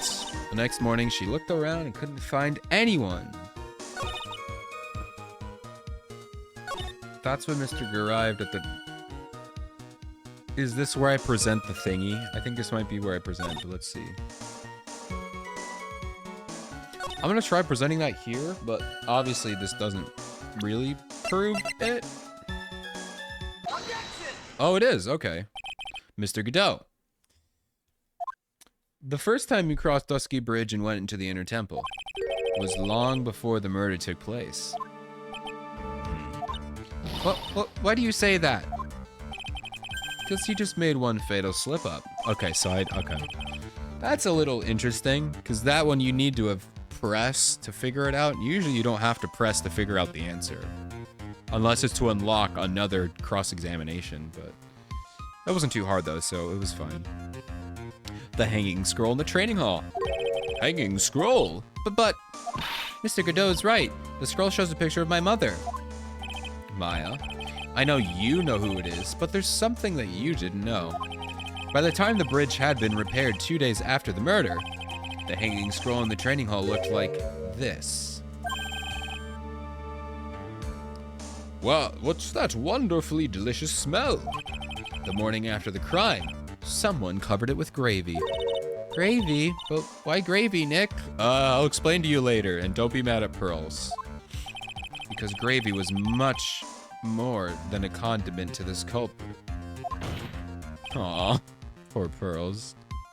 Well, Mr. Godot, if you really hadn't seen the hanging scroll until after the murder, you wouldn't have had any way of knowing that it was Misty Fey. But he knows the... Wait a minute, Nick. Yes? Take another look at the hanging scroll. Look at the top. There's a crest there. Ah, that. It's the mark of the master, correct? Exactly. So if you know the meaning of the mark, then you could have guessed that the picture was of Misty Fey on there. But he said robes, right? True, but Godot, Mr. Godot described what was underneath like this. Clad in her stunning Japanese garb, surrounded by a hue of aroma of Western tastes. Oh. Yes, it's possible that he knew what the crest meant. However, he couldn't have known that she was wearing Japanese clothing. I mean, it could have been pretty obvious. Just kind of guess. That's what all the rest are wearing. So we just take an educated guess, but... Mr. Godot, on the day of the murder, you were hiding at the Inner Temple long before the crime took place. What do you have to say to that? Can I ask you just one little thing, Trite? What is it? The whole theory of yours, it all rests on a certain assumption. That I knew beforehand that a crime was going to be committed. Oh, maybe we're just hanging out, dude. That's right. Otherwise, there's no reason for him to sneak onto the crime scene. Of course, Mr. Godot knew about the plan. Huh? What did you say? Bonk. Oh no, I need to save. Oh no! Is it really possible that another person knew? Yes, because the thing. Okay, I know this one. I know this one. I know this one. It's because it said open once before. So someone opened it before Pearl did. Bam!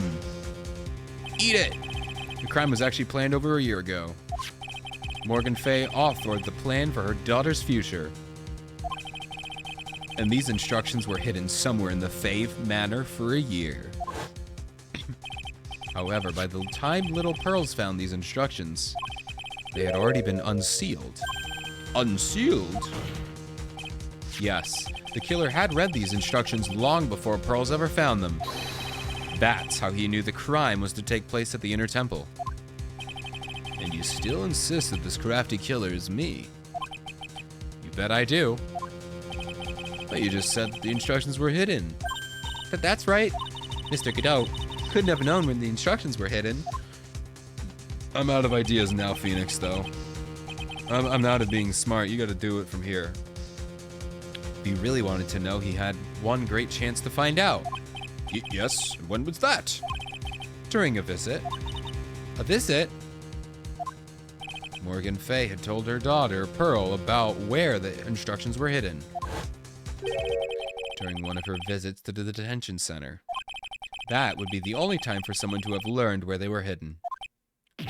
Eavesdropping on a visit at a detention center? Yes, it could be arranged if you were someone with easy access in and out of there. Like, for example, a prosecutor such as Mr. Godot.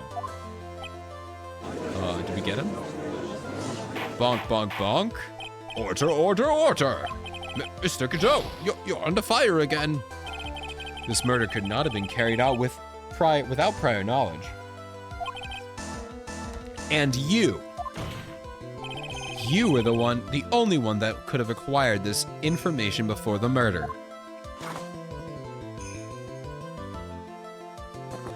How is he gonna back his way out? Humans are afraid of the dark. And yet, at the same time, we're fascinated and bewitched by it. Maybe that's why humans drink the darkness. Drink the darkness that is coffee. Sorry for always asking, but what does that mean?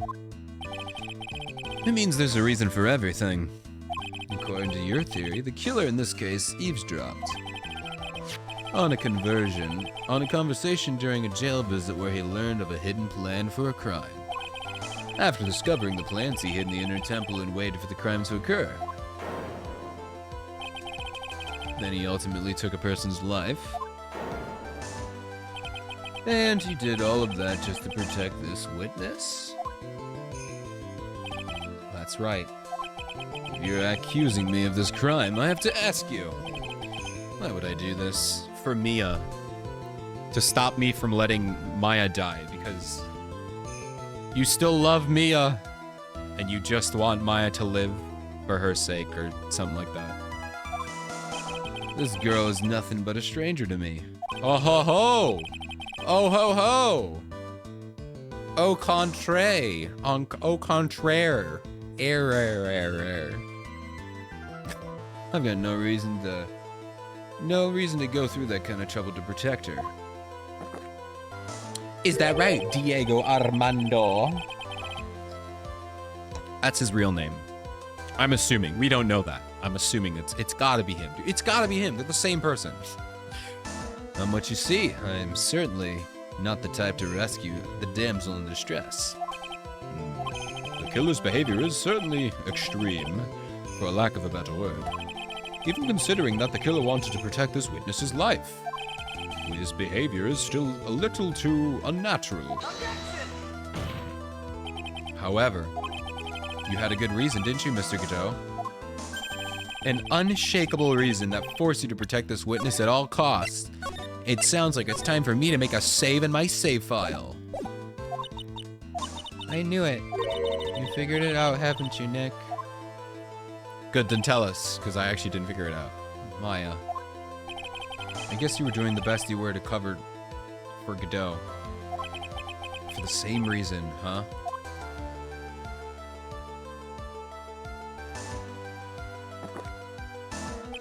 Okay, Trite, I'm all ears. Let's hear it. It's very simple. Maya Fey is a lot more than just a stranger to you. What's this? There's one person that lies at the very center of this whole story. One person that ties you and Maya Fey together inextricably. My mentor and lifelong Awuga man, Mia Fey. It's a very good reason that Maya Fey's life is so precious to you. After all, she's Mia Fey's only sister. Mia Fey? That's right. You once worked alongside her. Finally, we finally noticed. Jesus. That's when you were a defense attorney. Wait a second here. Mr. Godot is a defense attorney? With your honor's piercing intellect, you must have figured it out by now. The real name of this man who calls himself Godot, his real name is Diego Armando. Isn't that right? Finally. I mean, they never hid this revelation. This has been so obvious. They are literally the same person. The last time someone called me by that name, I haven't gone by that name in a very, very long time. It was over 6 years ago. Diego Armando. The name rings a bell. It should, Your Honor. All of this is related to a single case. A case in which a convict named Terry Falls killed himself. Mia Fey's first time in court, the tragic outcome left a deep wound in her heart. She knew that behind it all was the heartless, scheming demoness in disguise. But in the end, Mia couldn't tear off that disguise. However, there was one man who reached out to help her. Diego Armando, a senior defense attorney at the office where Mia worked. There he is. It's my fault. It's my fault that Mr. Falls killed himself. Mia, can't cry yet.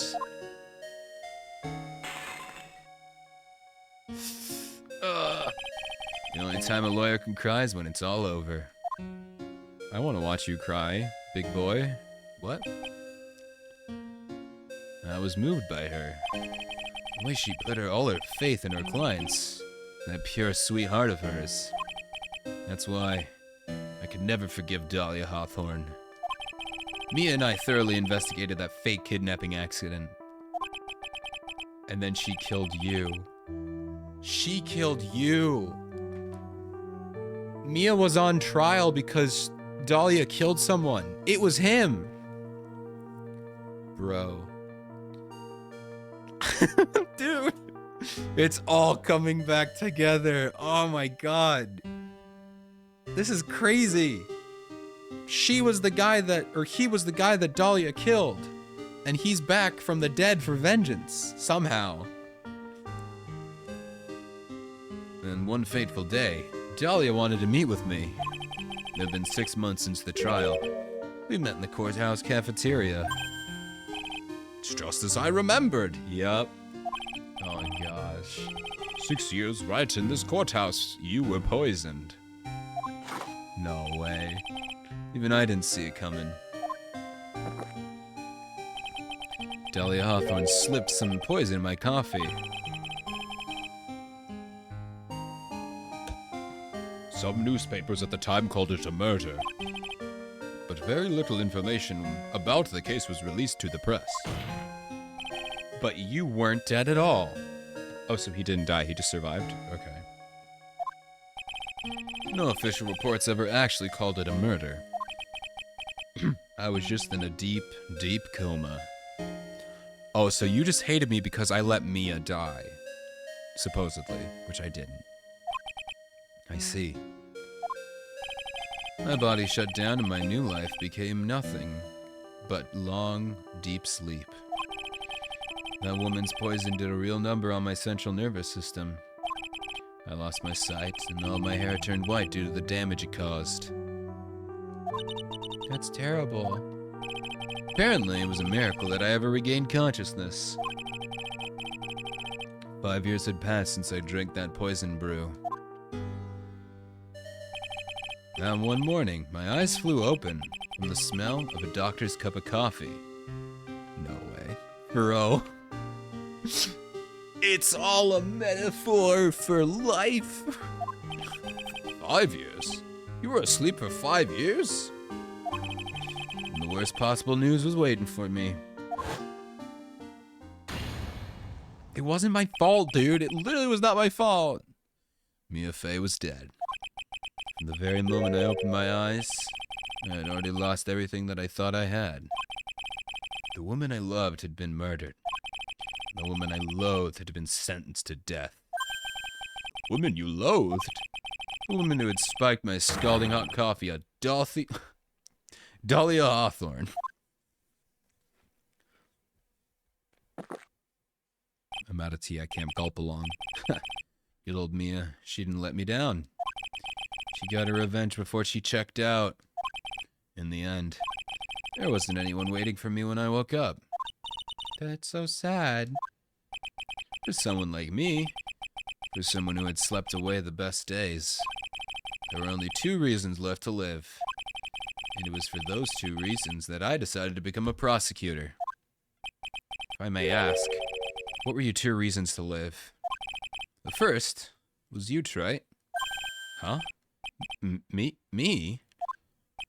If I hadn't drank that stupid poison, Mia Fey would never have died, much less the way she did.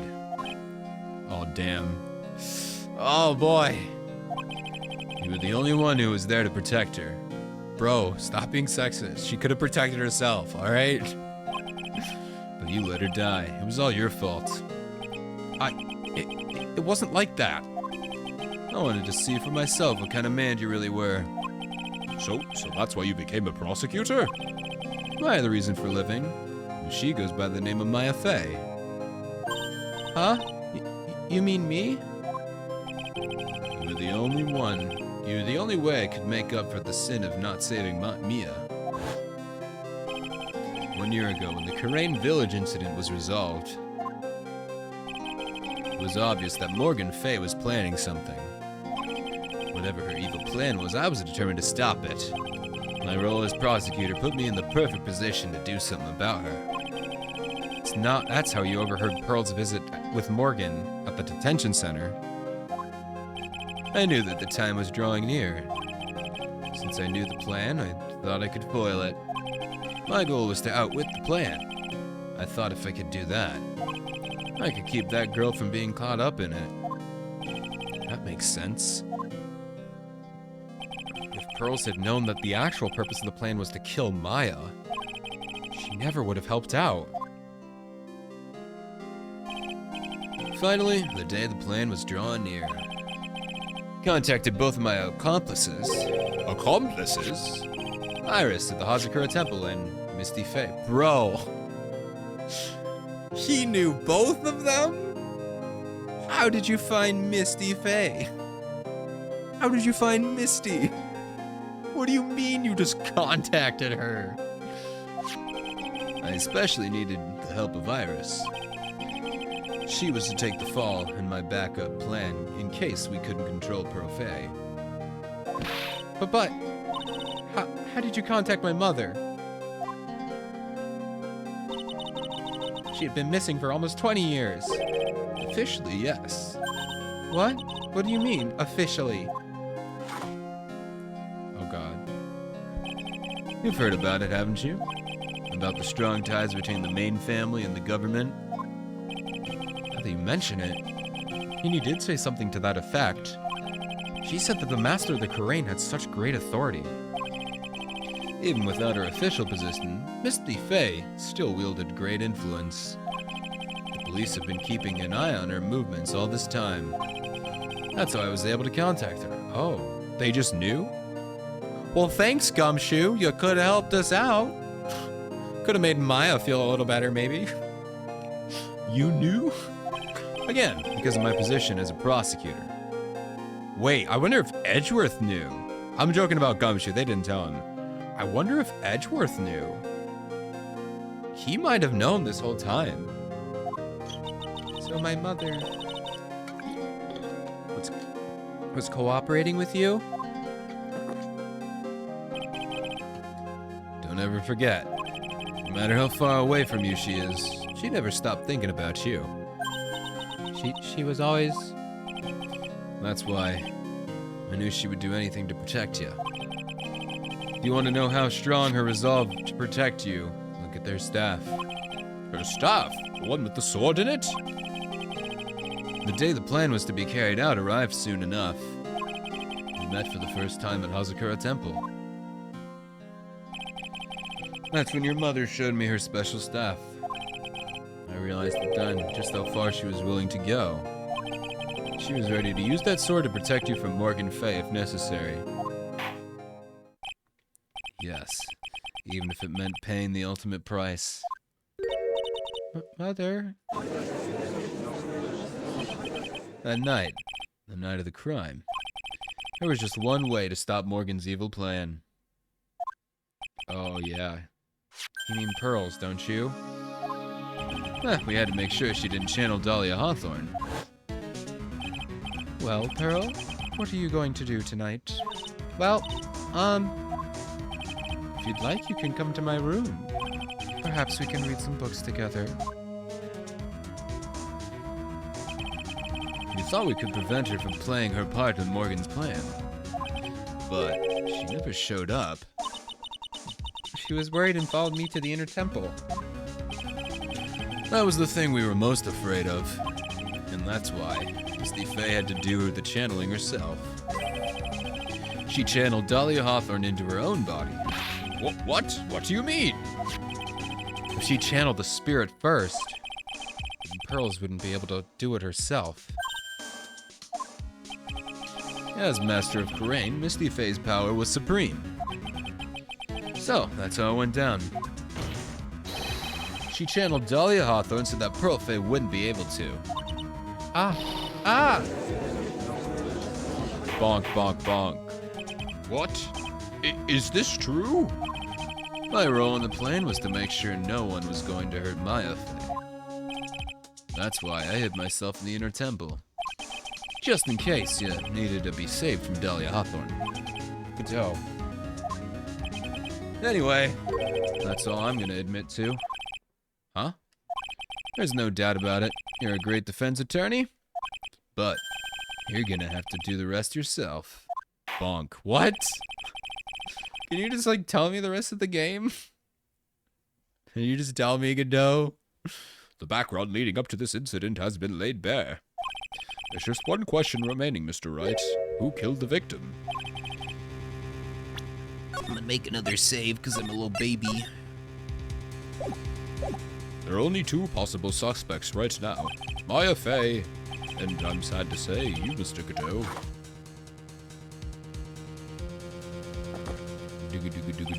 Well, Mr. Trite, if you're the real deal, then finish this thing once and for all. Show us beyond a shadow of a doubt that you can finish this on your own. No, Nick. Please don't. Maya. I heard the whole thing from my sister in the medical office. That's why I have to protect Mr. Godot. I can't do it. I can't testify against him. After all, he's the man who put his life on the line to protect Mia. And me too. Maya, I know that. Nick. But even so, doesn't absolve him of his crime. Please, Maya, testify. Miss Faye, your testimony, please. This is the final testimony. Don't bother trying to hide anything, because I'll know. You're lying. It's never the final testimony. You say it's the final testimony, and then here we are, stuck in another 3-hour stream. Don't lie to me, Phoenix. I know there's more. I want to hear the truth from your own lips. I understand. I'm sure you're right. I'm ready now, Nick. Bonk. All right, young lady. Tell us about the moments before you lost consciousness. I still don't need to say this. What exactly happened at the time of the murder? All right, here we go. Just before it happened, I think I saw some red lights. 3 of them. I thought I'd ask for help, but just then I was splattered with blood. She wasn't dead though, and she struck back at the enemy behind her. Suddenly, the red lights went out, and the whole area was dark. And just at that moment, there was a horrible scream. Right after that, Dahlia collapsed and I lost consciousness. Dahlia collapsed. Those red lights! I thought you said you don't remember seeing them. I'm sorry. I thought I saw them, but then they disappeared all of a sudden. Huh. Things break, right? Even the best of theories. Who was it that stabbed Misty Faye? It looks like you still can't prove it. Maya is telling the truth this time, I know it. The rest is up to me. Bonk. Well then, Mr. Wright, proceed with your final cross-examination of the witness. Alright, here we go. I actually don't know, so we're gonna have to press and figure this out.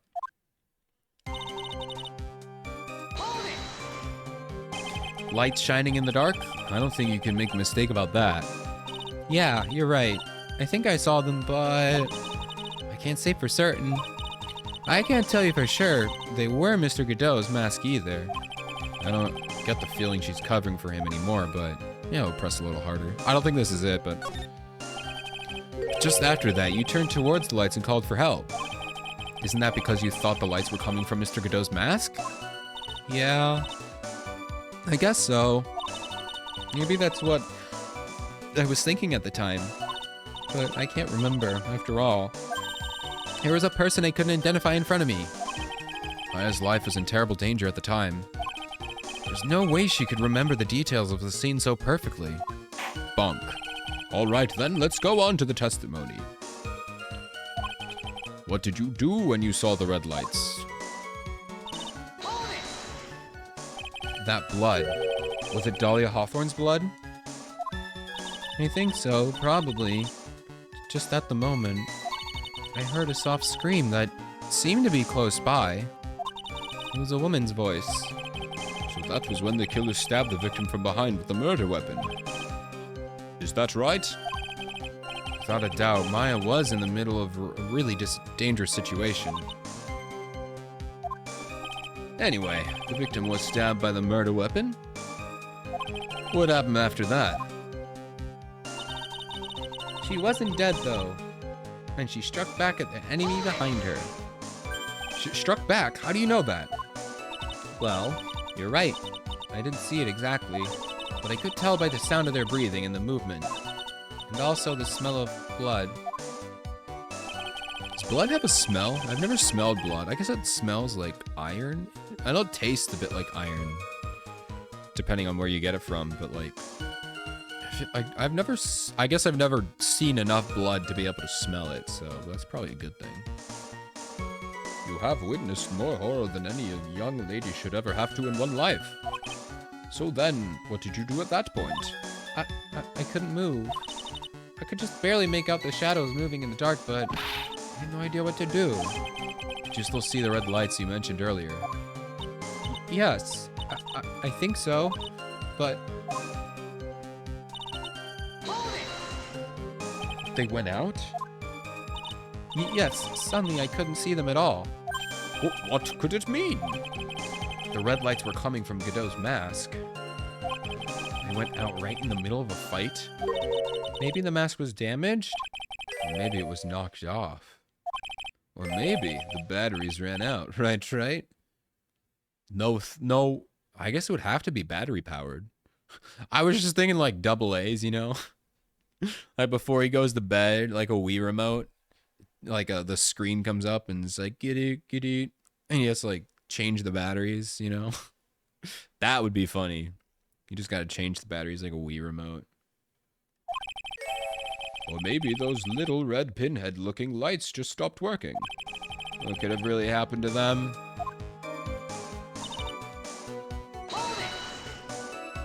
What do you mean by that? Just a moment. Do you mean the moment the red lights went out? Yes, that's right. That scream you heard then, was it Dahlia Hawthorne? I don't think so. I'm pretty sure it was a man's voice. Does Godot scream like a little girl? What? Bonk. So then that scream came from the killer? That's gotta be it. Godot, I need to punch you. And I need you to scream when I punch you. And Maya, I need you to listen.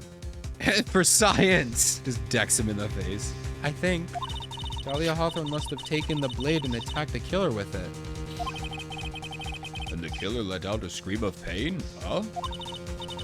After that, the killer stole the blade back and delivered the final blow, I guess. Well, Mr. Wright, seems to make sense to me. Sounds like a reasonable deduction, but it's still kind of wonder. I'll just say there's a contradiction in here somewhere if I just... Yeah, just go ahead. Yeah, slap one of those bad boys on there. Now I think there's a contradiction. Sorry to say this, but interpretation would create an enormous contradiction. That sounds fake. It sounds like I've messed up.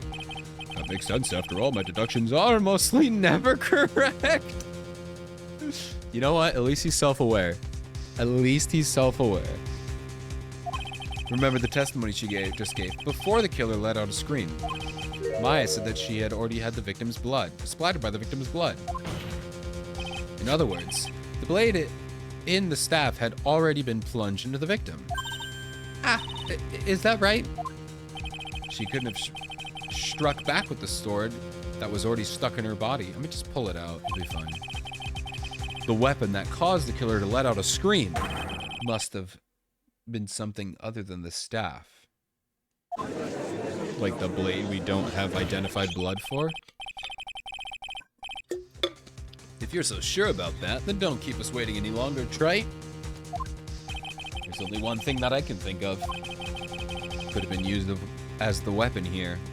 If Dahlia Hawthorne had already been stabbed in the back by the staff, what could she have used this? Okay, yeah, it's the other knife we haven't used yet. Naturally, the dagger that the killer brought to the scene of the crime. Oh, that's right. I forgot about that. The dagger was found at the crime scene stuck into a pine tree. Yes, the detective found it this morning and brought it to me. Well, he brought it to me first, but you know. Dahlia Hawthorne struck back at the killer with this. She managed to wound him himself. Objection!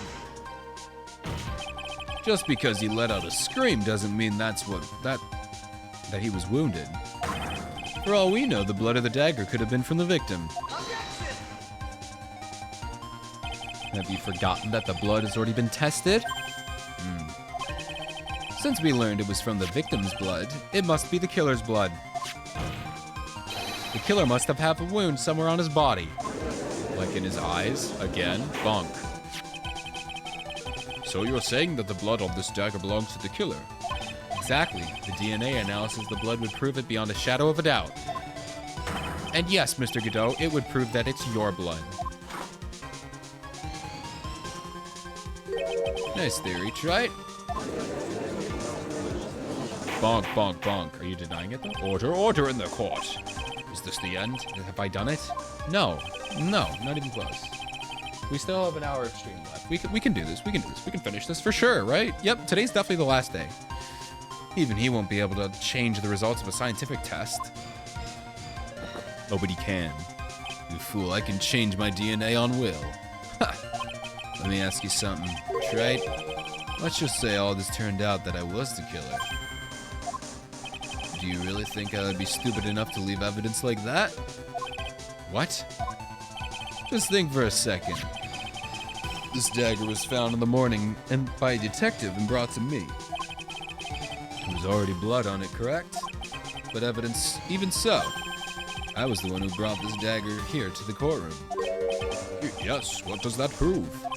Well, if I really were the killer, I could have washed the blade off before I planted another person's blood on it. It can't be. In any case, there's one thing I can guarantee, Trite. That blood doesn't belong to me. Not a chance. What? Bonk. In any event, it seems to be established that the killer was wounded. All right then, witness, continue your testimony. Wait a minute. What's the problem? I know I probably shouldn't say this, but there's a big contradiction in Nick's explanation. Oh? Maya, I'm so proud of you, but also not now. Maya? This dagger, you said it wounded the killer. That's right. But Mr. Godot had really been cut with the dagger. His clothes would be all bloody and have a rip on them, right? Oh, you tried your best, Maya, but he can change his clothes. He can change his clothes, Maya. You did your best, Maya. Maybe he just changed his clothes. That'd solve a contradiction pretty easily. Maybe you should stick to spirit channeling. You're doing your best. What are you talking about? It's not simple at all. Remember the back of the day of the murder. Everyone that was on the inner temple side got trapped there. Oh, that's right. And once the bridge was fixed, the police headed for the inner temple. Oh, wait, yo? No way. Wait, Maya, I'm actually proud of you. Good job. I take back that spirit channeling diss. I'm proud of you. Good job. Mr. Godot was already there waiting for them. He never had a chance to change his clothes. What? Bonk, bonk, bonk. Order in the court. What would this? Oh. Well, maybe he brought a change of clothes with him. But no one could have predicted that lightning strike that shut down the bridge. Why would anyone have brought a change of clothes? The judge just takes smart pills during the last recess? No. Well then, maybe the killer took off his clothes before he could. I don't want to envision that.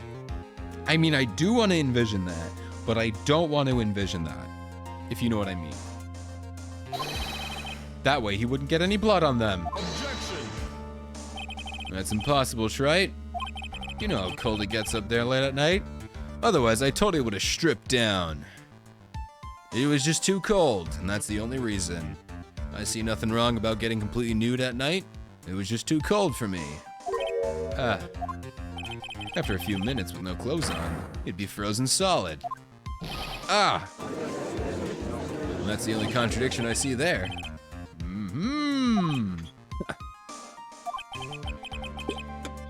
So that's all you forgot.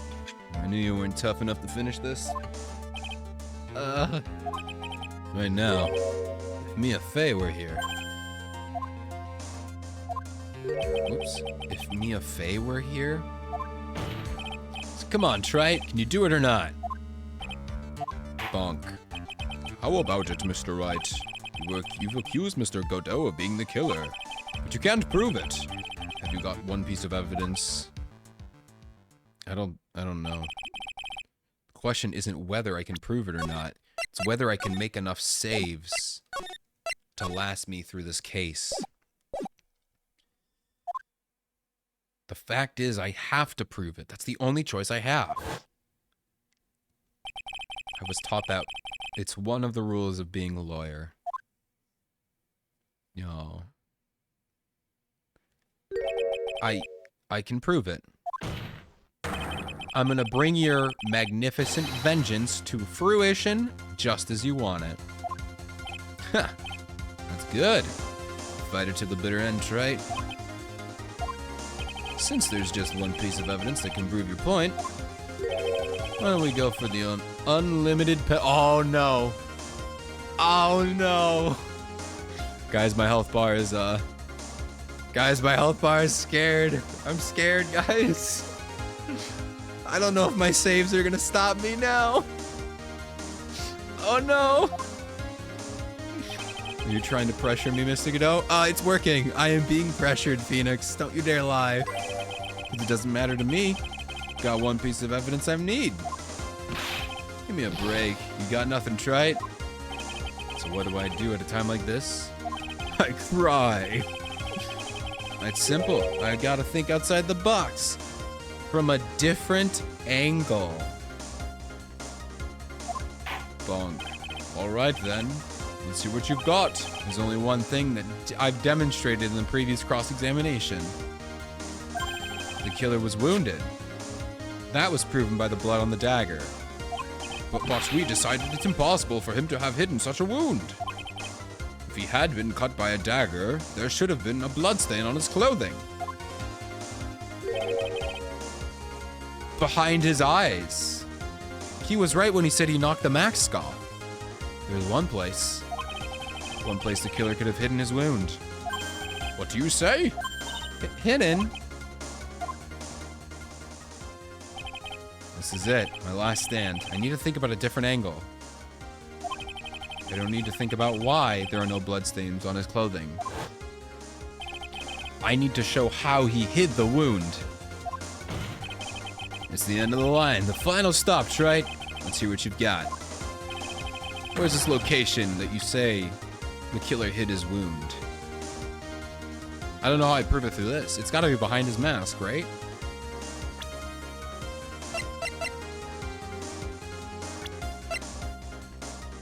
It's gotta be behind his mask, right?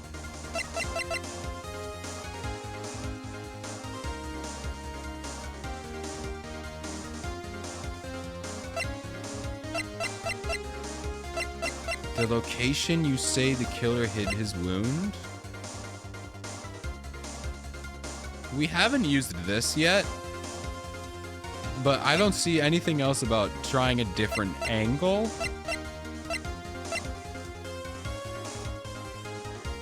God, dude.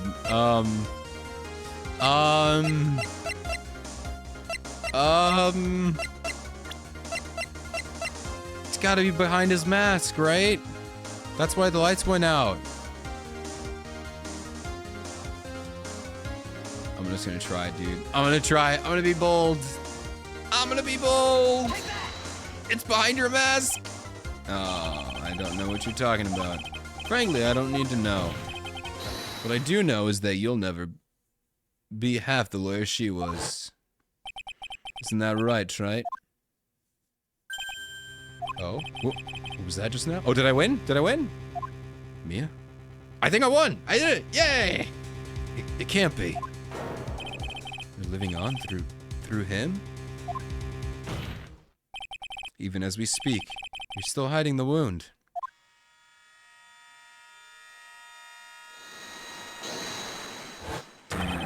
It's beneath your mask! Ah, I knew it!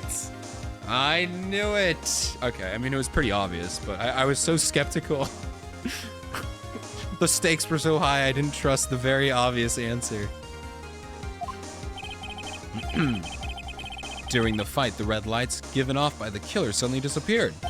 Seconds later, the killer let out a scream. That's right. Your mask went flying off your face. Mr. Godot, would you mind removing your mask? You have a dagger wound under there somewhere. Then I'd say this whole case is solved.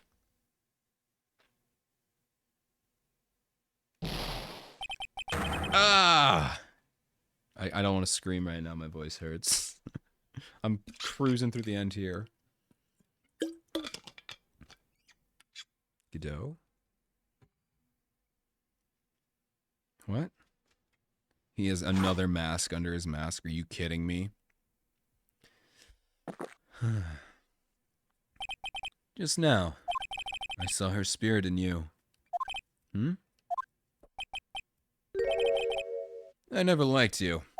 I could tell. 6 years ago, you helped the woman who put me to sleep by hiding her bottle of poison. And then, while I was sleeping, you let Mia die. But you didn't care. Just kept on living your pathetic happy-go-lucky life. Bruh, how dare you say I didn't care? You even had the nerve to follow in her footsteps as a lawyer. I can never forgive you. That's what I thought. Mr. Godot. But I was wrong about you. You knew it from the very beginning. The truth is, the only person I could never find it in my heart to forgive was me. Guys, the song is back.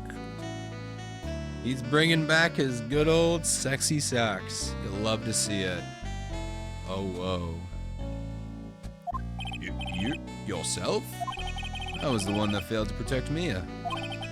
Me and no one else. I tried to avert my eyes from the truth to escape from the harshness of reality. Just couldn't face Mia's death head on, so I ran. I hid behind a mask. Beneath the mask, I threw away my true name. I couldn't even deal with being a defense attorney anymore, so I quit. But you saved Maya. Yeah, that was my plan. Up until just now, anyway. What? What do you mean? Are you listening, Maya? If I had really wanted to save you, then there's one person that I should have gone to talk to right away. Who would that be? You talking about Nick? But I didn't do it. I tried to get the help of Iris and your mother. But I closed my eyes to the most important man involved. Do you know why? The real reason? No, why? I suppose I wasn't really interested in saving you at all. Huh? I think I was just trying to salvage what's left of my own broken soul. I was trying to make up for the fact that I couldn't save Mia. Nothing more. That's why I let you walk right into the situation. I knew it was dangerous. Forgive me. You're wrong. You put your life on the line to save Maya. Was it really for Maya's sake? Even I'm not really sure. What do you mean by that? That night, in the darkness of the garden when I saw her silhouette. Ooh. A part of me must have known the truth. The truth that it wasn't really Adalia Hawthorne standing there in front of me. It could have been Misty Faye, or even Little Girl. But I still picked up the blade like I was dreaming. Bro literally saw red. I mean, he literally does see red, but he also saw red. Like, he literally saw red, and then he metaphorically saw red when he saw Dahlia. Me too. What? I'm not sure exactly what was going on in my mind at that point. Was I really motivated by the pure desire to protect Maya Faye? Or was it something else? Was it my hatred for the woman who had stolen everything from me 6 years ago? Would it have been simply a desire for revenge? And now, I don't know anything anymore. I did learn something today, however. Finally realized that I was arrogant. I was the arrogant one. Really? You're the arrogant one? Nah. Nah, no you're not, dude. You're perfect. I was just chasing an illusion of fantasy. stupid fantasy of defeating you in the courtroom. You were the one who made me realize my folly. You never ran away from Mia's death. Instead, picked up where she left off, as a true defender of the people. Aww. In that one moment, I understood everything. Mr. Godot.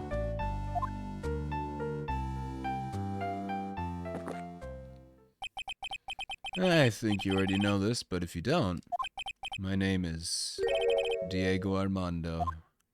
Mr. Armando, I believe in you. I know you were trying to save me. Oh no, not the blood tears. Thanks. Your wound, it's bleeding. It's not a wound. Well, I mean, it is, but did you forget already? In my world, the color red doesn't exist. This must be my tears. Tears? Ever since I woke up from my coma, I think I've been waiting for this very moment. Mr. Armando. You do well to remember this, Maya. Oh no. The only time a lawyer can cry is when it's all over. Aww. Oh no.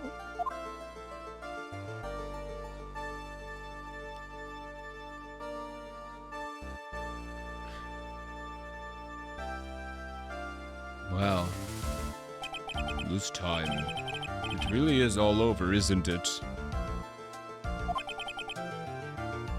Defendant. Yes, I forgot this was all about Iris. Dude, that section was so long. I forgot the point of this was to prove Iris was innocent. We've already done that. This is crazy. Yes, Your Honor. Although you weren't directly involved in the murder, tampering with the body at the crime scene is a serious offense on itself. I understand, Your Honor. Mr. Armando explained that to me very carefully. I knew the risk, and I willingly cooperated anyway. Very well. Before I hand down my verdict, is there anything you'd like to say? Well, there is one thing. I'd like to say something to Mr. Wright.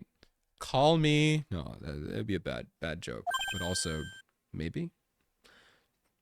I kind of hope that's not the case, though. That'd be crazy.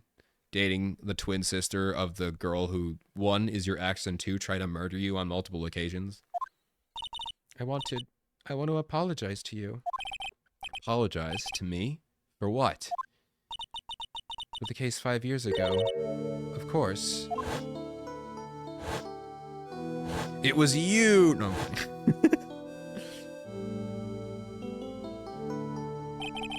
I just remembered.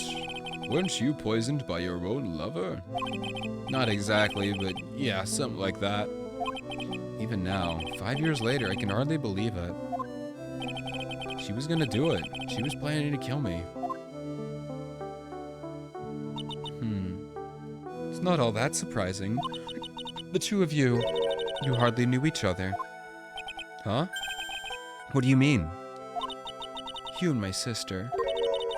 You only met twice. He's like, wow, have I been a simp this whole time? You're telling me? Well, I don't feel bad about this at all. I've just been a simp this whole time. Okay, I feel better now. Wait, we only met twice? The first time you met was on the fateful day. The day she poisoned Mr. Armando in the cafeteria of this very courthouse. The next time you met her was 8 months later. You met her again on the day she stole your cold medicine. And Doug Swallow was killed. No way. It's just, it can't be true. I mean, during the whole relationship, we were... It was you? It was you? Wait, no. Wait. I was... Bro, what? No way. It was you? The woman that you thought was Dahlia Hawthorne wasn't actually my sister. It was you! Oh my god, that's... But why? Why did you do that? What would be the point? It wasn't Dahlia? I hope one day you can forgive me, Feeny. Oh my god, it was! But why? What was the point of that? Did she tell you to?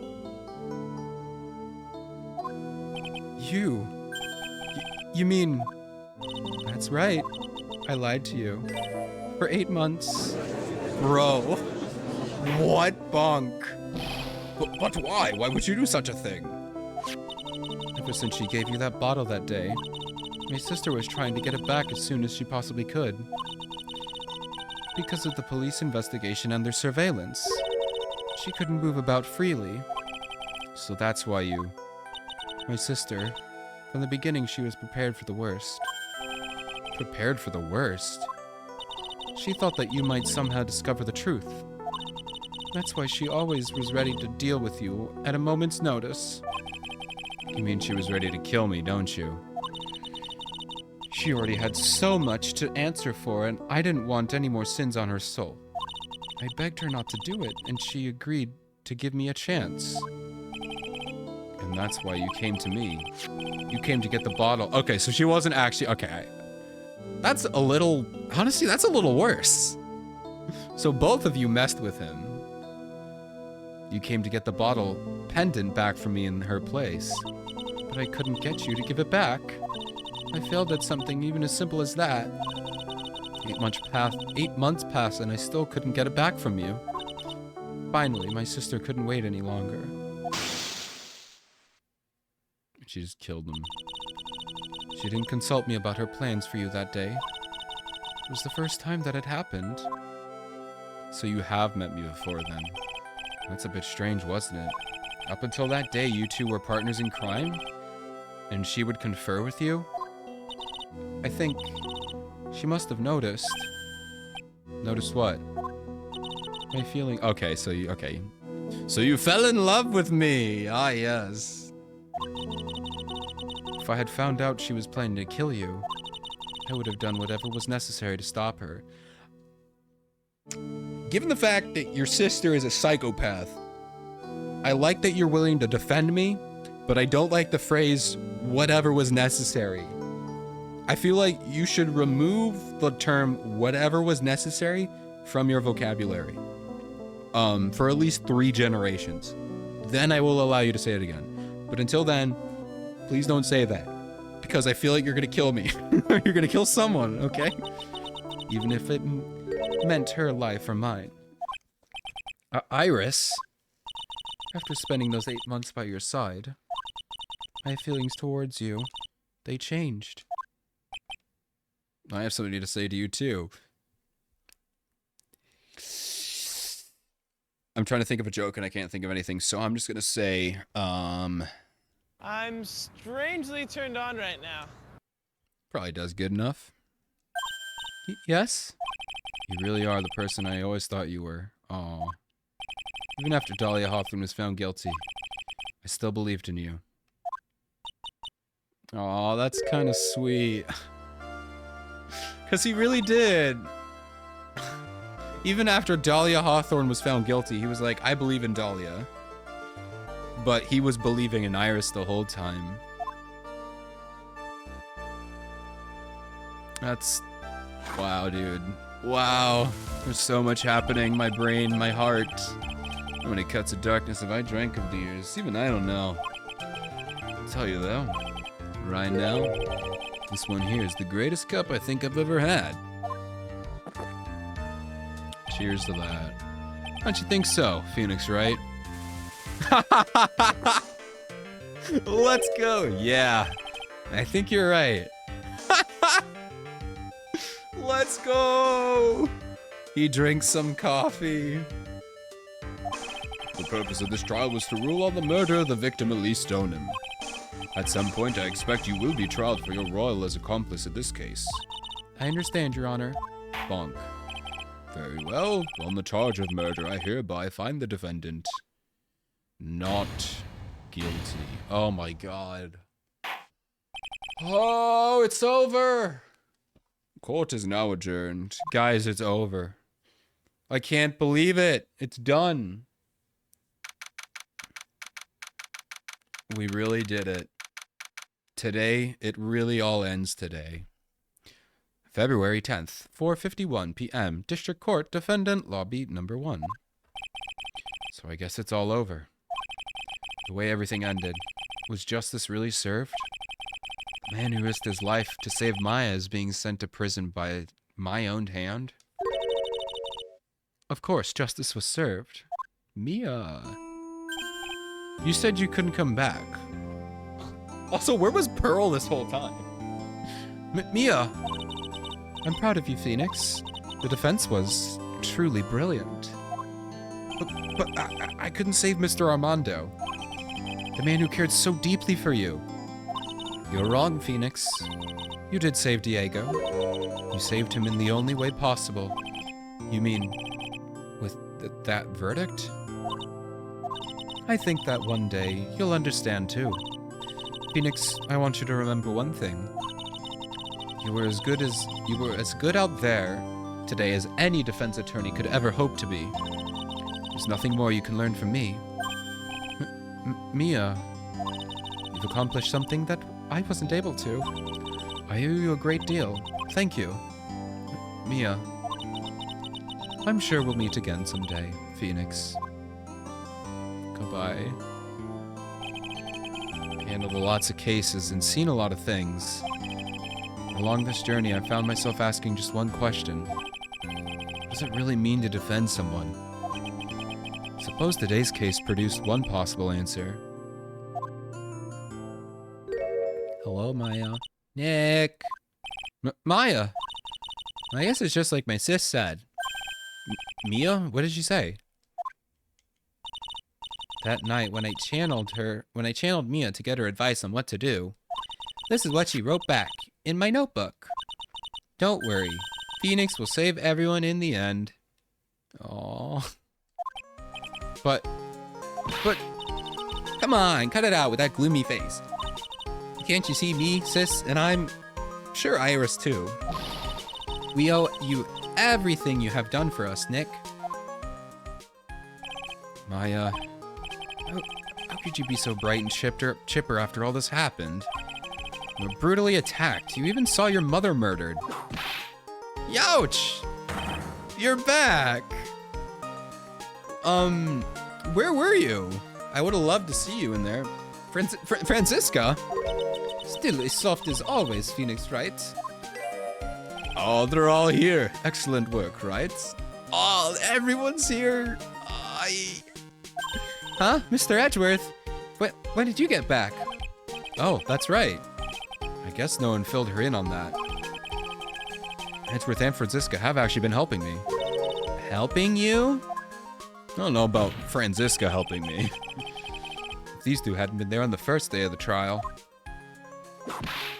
God, that was so cool. The defense wouldn't have gotten anywhere. Wow. But where were you, Nick?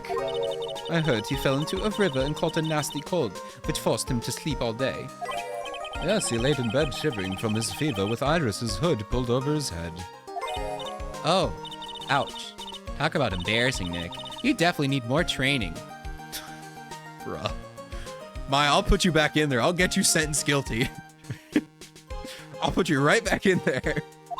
Anyway, thank you, Mr. Edgeworth. And you too. Franziska? I don't suppose... Who's this? Larry. Get the hell... Get out of here. Larry, get out of here. I don't care. Play your sad music. Play your sad music in the corner. Get the heck off my screen.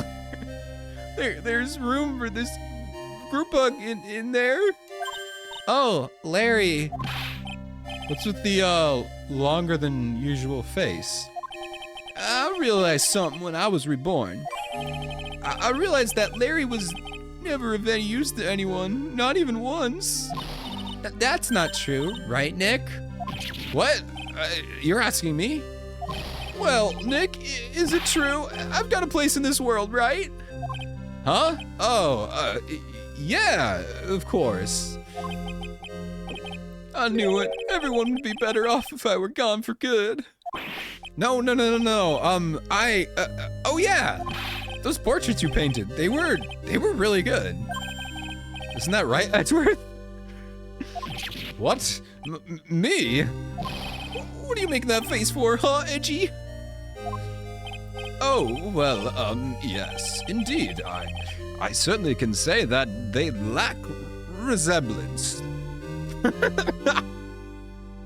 Good job. Do you really mean it? Well, what about you, Franzi? Did I draw you two as well? Yeah. My beauty can't possibly be captured by a mere crayon. Wait. These have all been crayon drawings? I thought they were oil pastels. No knock, no criticisms to crayon artists. You guys are amazing. You make some beautiful stuff. But God, it's so funny to imagine Larry Butts using crayons. That's so funny, dude. That is so funny. Literally using Crayola. That's awesome. Come on. Nevertheless, I recognize the effort you put into it, and that's worth something. So then you'll do it, like you promised? You're gonna model for my next picture book, Franzi Whippity Ah! Don't get carried away. Oh, well, he's happy again, I guess. Well, how about that? I guess painting portraits is the only thing I'm good at. Painting a Pearlware, I was pretty darn good too, if you ask me. Huh? Now that you mention it, I haven't seen her around. Pearls? Where could she have gone? Probably she would have been made a beeline for Maya. Oh, I'll go look for her. Be right back. Hey, Pearly. Oh, right. You seem to be uncharacteristically puzzled. I suspect you are wondering how Maya could be so cheerful despite all that has happened. Yeah. To be honest, I can't understand it either. Franziska? That's right, she lost her father fairly recently as well. Kind of. Metaphorically speaking, we could say. I think I understand how she feels. Maya is such a wiser person than she appears, and I think she realizes something. Knows exactly the time when she needs to be as strong as she can. What do you mean by, now is exactly the time? Maya wasn't the only one that was badly wounded by this incident. In fact, there were some that would hurt far more deeply than she. I believe it's for that person that Maya is trying her best not to cry. Someone who has been hurt more deeply than Maya.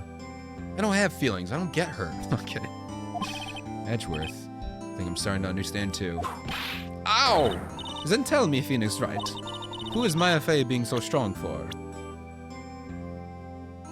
I don't know. I don't know. Is it me? Oh, it has to be Mia then. Is it for Mia? Maybe it's Mr. Godot. Because he said, don't cry until it's over. I don't know. We'll just guess it's Godot. We'll just say Mia. It makes more sense. I have no idea. Why did you show me that, Phoenix Wright? I have no idea. Oh, I screwed up. Dang it. Huh? Well, don't worry, right? I'm not certain that my guess is entirely correct either. Only Maya can really say what the truth is inside her heart. Looks like I still have a lot to learn about. I guess it was Godot. I screwed it up. No. Ah. Just as I thought. You have a lot to learn about women, Phoenix Wright. Oh, hey. So, this is where you all are. Wow. Looks like we've got quite a bunch here today. Ah! What's that for, sir? Sorry about that, Scruffy. My Vip just seems to have a mind of its own. What's up, Detective Gumshoe? Oh, you know, this and that. Anyway, congrats on your win. Let's go out tonight, pal. Dinner's on me. My salary just sort of got... Wait. My salary's just sort of kind of gone down by a teeny bit, but it's all right. I made reservations at a first-class French restaurant tonight. It better not be Très Bien. It better not be Très Bien. Do not let the last scene of this game franchise be at Trebian. Oh my gosh, if you take me to Trebian, Gumshoe, and that's the last thing I remember about this game, I will cry. I will cry, I will sue, I will kick and scream. You do not. Where are we going, Gumshoe? Ah! Pretty good fuck, Scruffy. This VIP has your reward. Detective Gumshoe, you said a first-class French restaurant. You don't mean...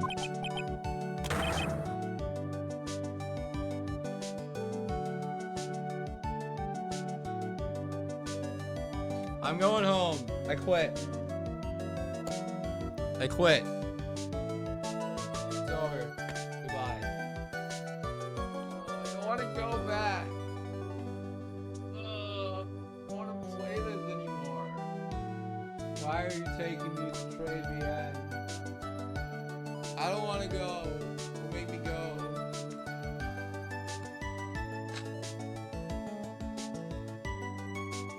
Don't make me go. Don't make me go. I knew it. We're doomed.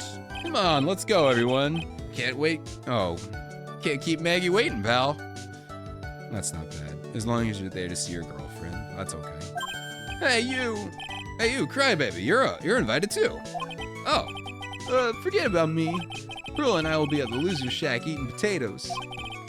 You know, Maya's taken an awfully long time to get back. She's still out looking for pearls. God damn it if the game isn't over yet. Oh, Maya. What's wrong? Nick, what do I do? Pearly, I can't find her anywhere. She was literally right in front of me. That's who Mia was channeling through. Huh? I'll bet she just went back home. That's all. I thought so too, so I called the village. No one is hurt. She was literally right in front of me, Maya. She's here. This has never happened before. As I figured, she has been badly hurt by this incident. Oh. It was Pearl, so it wasn't Godot anyway. Well, poop. She feels responsible for the tragedy that has befallen you, Maya. But none of this was her fault. What should I do? Detective Gumshoe. Yeah, well, it is, pal. You guys go on ahead. But what about you? Maya and I we'll join you guys once we find pearls. Nick. Don't worry about us, Detective Gumshoe. You may be a little late, but we'll definitely be there. Plus, I might never go there. I might commit arson against Trebian. Burn it all down to the ground. FNAF 6 style. Get it all over with. And then make 8,000 sequels. I have a lot of celebrating to do tonight, and I wouldn't want to miss it for the world. Yeah, but you're the... Ah! Very well, Phoenix Wright. We'll go on ahead. Don't keep us waiting, right? We won't. But where should we look? Where could pearls have gone? Let's go, Maya. There's only one place I can think of that pearls might have gone to.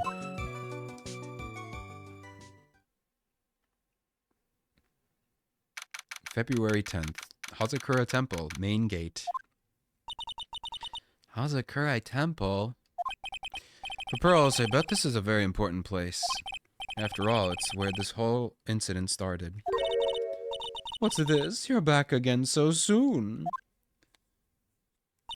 Sister Bikini, I thought we'd be eating mashed potatoes alone tonight. So she's here?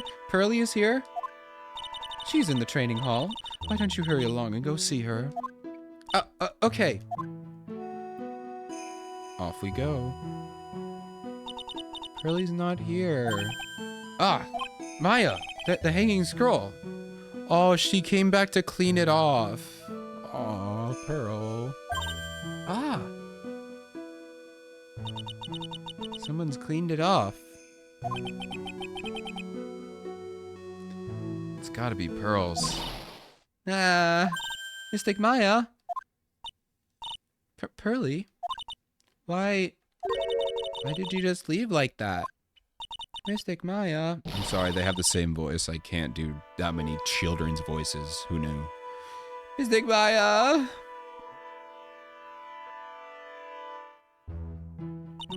I swore that I would never trouble the two of you ever again. Because it's all my fault that Mystic Maya. That's why you came here?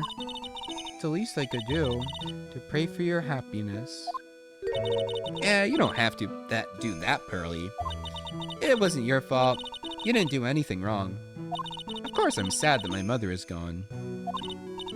What do you think of Iris now? I love her. I mean, she still cooperated with murder, but you know what? And she still said she might possibly kill someone, but you know what? I'm in love. I'm in love. I still think... I like Iris. I like Iris. I'll say that. I don't ship them, though. I don't ship them. But I do like Iris, actually. She's cool. Especially because she is, like, a good person. How do I say this? I'm still happy. You don't have to lie just to make me feel better. Oh, really? It's true. The only reason I'm still here is all thanks to everyone who was there for me. My sis, my mother, Mr. Armando, Nick, and you. If even one of you weren't there, I'm sure I wouldn't still be alive right now. That's why I have to be strong. For all the people that were there for me when I needed them. That's all I can really do. Mystic Maya. I'm impressed. You truly are the daughter of Mystic Misty. Ship Phoenix and Edgeworth. I mean, that's the joking thing. That's the joking, you know. Honestly, though, if you want my true ship, it's not that hot of a take, but I genuinely think Phoenix and Francisca, I think they're a nice ship. I genuinely think they're cute. They're cute together. Hot. It's probably not that hot of a take, but that's my ship. But I'm assuming Phoenix and Iris are probably the closest to canon you can get. Without spoiling, I think that Phoenix gets a son in the next trilogy, the Apollo game or something. I don't know who the wife is, though, so no spoilers on that, because I think that's the trilogy I'm going to play after this. I haven't decided. Your mother, Mystic Misty, was a strong woman indeed. I want to tell you what she said to me that night. After dishonoring the good of the name of the Karain, I don't have the right to face my daughter. But still, Maya is always in my thoughts. It's true, she'll always be with me until the day I die.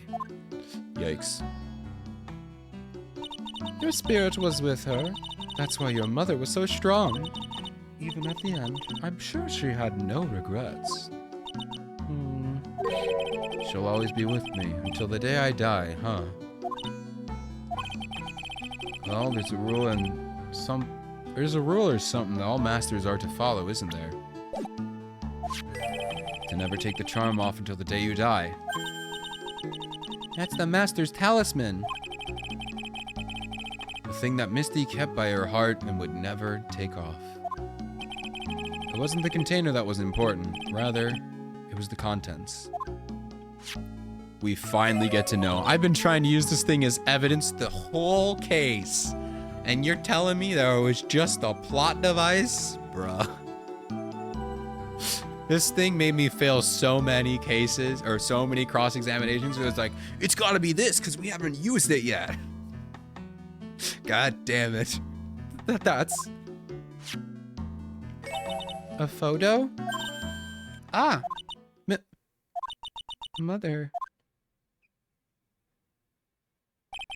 It's only natural for living creatures to fight to protect their own lives. But what makes us human is that we fight for others. But who do you fight for? How hard must you fight? What's the true measure of what human life is worth? We defense tourneys are warriors who are constantly challenged by that question. Oh. Oh, that's so cute. Even when the battle is over and the bonds that connect us are served. It's a family tradition to break the sacred urn. We always return, time and again. Mia, Maya, Pearls, Mr. Armando, and Maya's mother too. I learned that from all of them.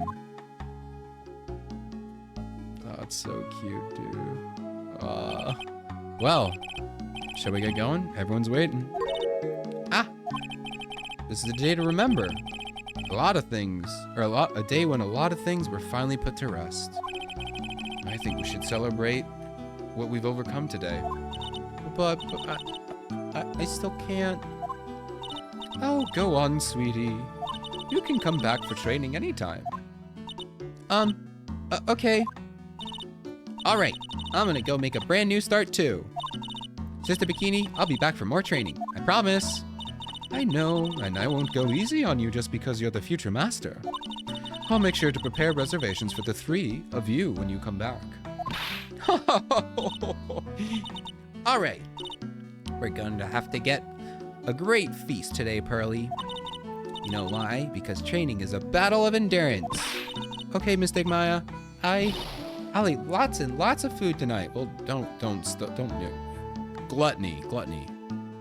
Come on. You know, something I don't get. Probably don't want to, but... What is it, Nick?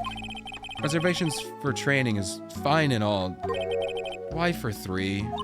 Come on, what do you think? You're one of us, Nick.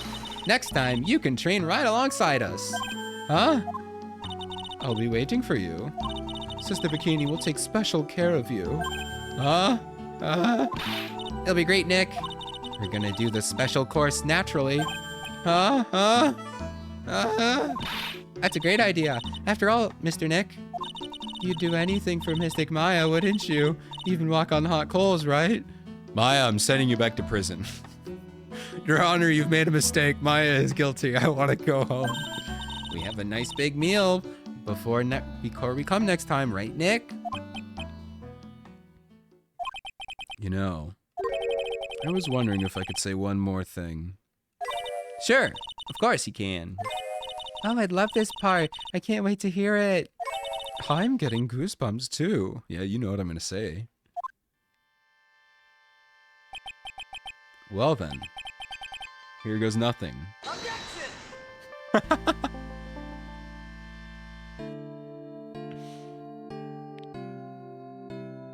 Aww. Damn. I'd really love to have a lot of extra work. Master of Karain and the office manager of Wright and Kloa law offices. And I have to be a good big sister to Pearly and Nick too. Well, as long as I'm not locked up or captured or something like that. Damn. That was such a good game, dude. So it's true, Mr. Nick really is Mystic Maya's knight in shining armor. He went through the special course with all the way to the end. Actually, I heard there's a legendary extra special ultra course here too. I think I'll surprise the 2 of them by making them a secret reservation. Pearl, you can't do that.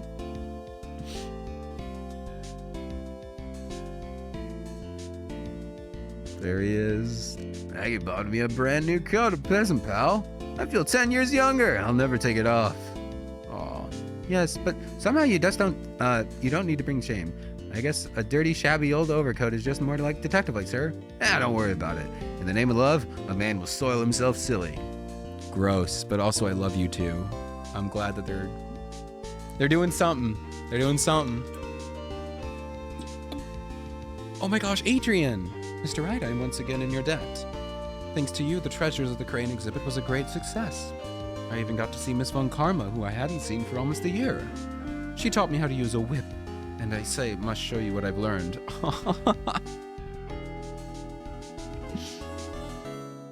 This is an amazing finale, Lemon. I'll talk when this is over, but this is crazy. This is awesome. They're showing us everyone. Desi and I got a company called Master Mask Consulting. We're dedicated to stopping evil plans of all the criminals in the city. Our motto is cut it out, please! We sell plans to criminals' side businesses. I wonder if that's okay. Sometimes I think maybe I'm the worst criminal. Our motto is cut it out, please! Oh, I love them. As long as they don't show us the gosh darn clown, I wanted to show my appreciation, Mr. Wright, for exterminating Don Tiger. So I lent him $500,000 of tea set, a special thick tea, one I mixed with my own 2 hands. I bet he's drinking it now. Win through compromise. Hee hee hee hee hee hee hee. I liked her. Are we gonna see Tiger? Don Tigre. Oh, not this loser. I'm just an old man in the way, wrinkly, grumbly, clown nose waste of flesh. At least that's what I thought.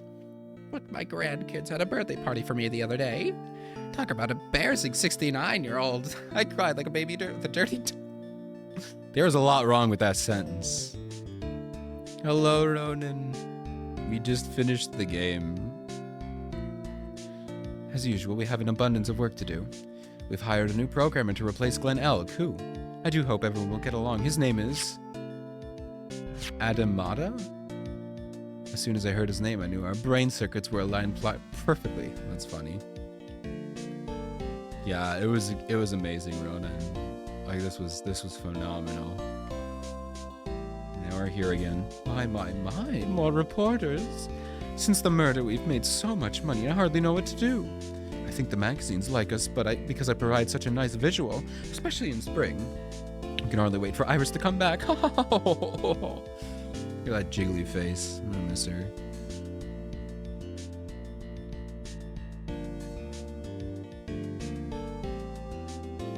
It looks like that's it.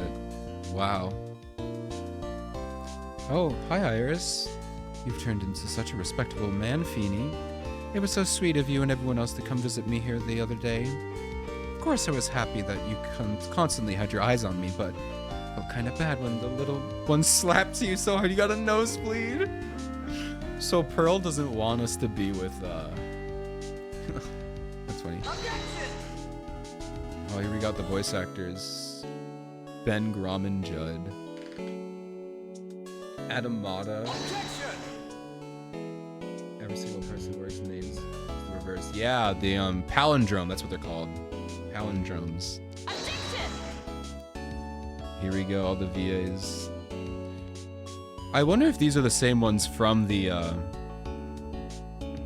I mean, they say one name, so they probably recast for the anime, but dude, James C. Wilson. But we'll find out when we watch. We still are gonna I think I'm gonna start watching it now. Maybe in like a week or so. I'll have to find a night that works for everyone. We'll watch the anime. Pain, my man. Best character, dude. Best girl. Pain. I love him. Miss Oldbag. What's this? I'm back from a long and tiring vacation and no one is here to greet me. I guess while I was gone, my little whippersnapper buddy quit. And now I've got no one. What kind of lonely, crazy security room is this supposed to be anyway? That flashing light switches, I feel like some sort of old space alien.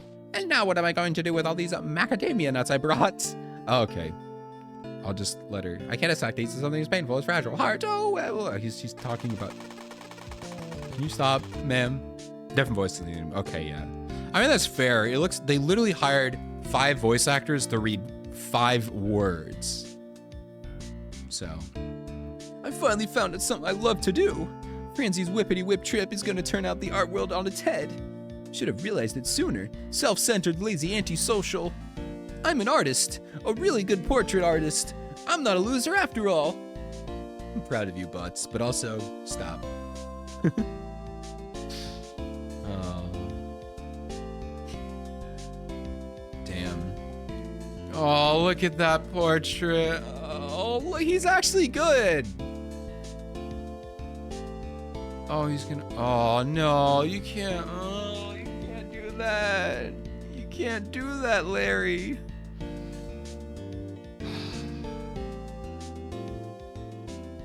Yeah, that makes sense. That's. I got an achievement. I got 2 achievements. Oh yeah, clear the game and clear the chapter. Or episode 5. Wow. Well, that's it. That's it, guys. I'm done.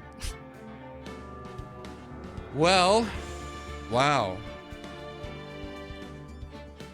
I don't even know what to say. You know, this is like a year and a half. I still have one more Professor Layton game to play. And then, I don't know, we start the next 2 trilogies. But yeah, that was great. That was awesome. Dude, I can't believe how much they connected. Almost every single game led to this. I feel like, and I was talking about it with, I was telling my parents about how much I was enjoying this game. And it's just crazy. I feel like when they made the first game, they probably didn't have like the whole story outlined from start to finish. Like, that'd be insane, you know? But the ability to take this last game and tie almost the only thing they really didn't tie together was the circus, which the circus was dumb. So they didn't tie, but almost every other case that we did tied into this last case. That's crazy, dude. That's insane. And then all the other twists on top of that, and the characters, dude. This was incredible. I don't even know. This might be the best story I've ever had. I just can't believe it took me this long to finally play it. But I just can't believe it's over. Like I said, we still have the last Professor Layton game, which is Unwound Future, which I'm gonna take like a week or 2 off. We'll find another mini visual novel style game to play on Mondays for like 2 weeks or something. And then we still have the last Professor Layton game. And I will play the crossover game after that. And I guess after that, then we'll start the next trilogies. There's 3 more Professor Layton games, at least, that I can find. And is the Apollo... I'll have to look it up, but I'm thinking about doing the Apollo Justice, which may only be 1 game. And then I know there are 2 Edgeworth spin-offs or something. I was thinking about doing just the Ace Attorney Chronicles, but my friend Decidiana has been playing them on her stream, and I've kind of been watching them. So I don't think it would be that entertaining to just replay a game, you know? I did replay the Elysian box for Professor Layton, but I hadn't played that in so long. So I think I will probably find just the 3 other Phoenix Wright games and go with that. With the best first case in the franchise? Ooh. Is that the Ace Attorney, or is Apollo Justice its own trilogy? Because if Apollo Justice is its own trilogy, I'll just play that one. I'd be okay with just doing that.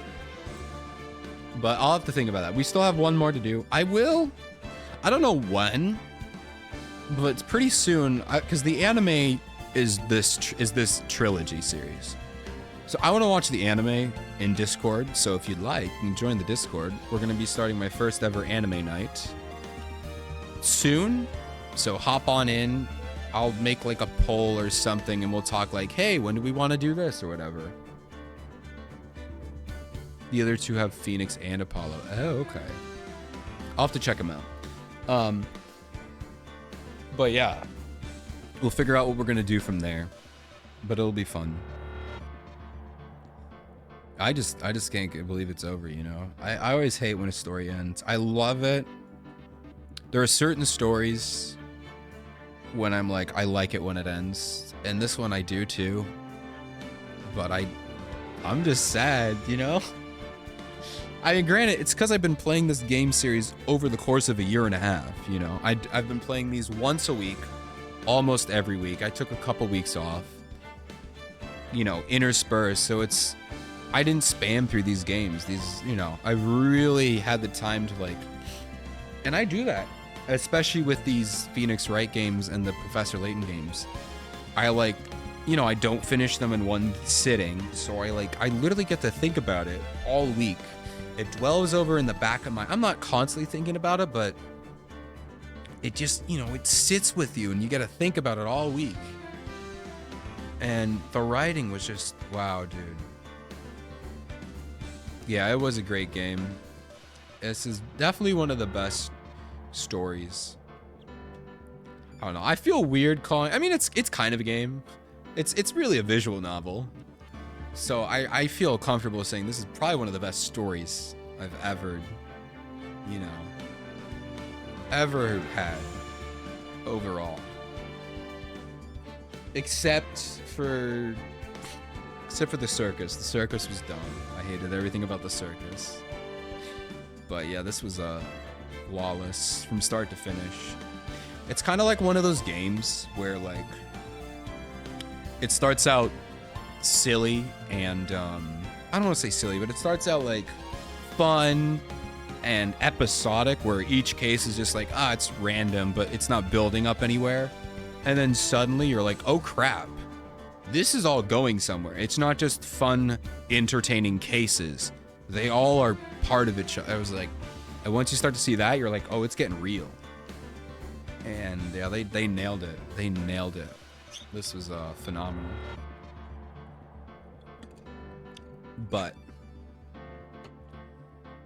yeah, so I don't know what I'm gonna do next Monday. I'll have to find like a small little visual novel that can hold us over for a little bit. And yeah. So next Wednesday, or this Wednesday, we got the new Blue Archive event coming out, which is going to release Kotori in her cheerleading outfit. Guys, the stomach is coming. If you don't know what that means, get here on Wednesday at 7 p.m. EST, same time as tonight. And we're gonna have the pull session of our life. The story will probably be pretty good.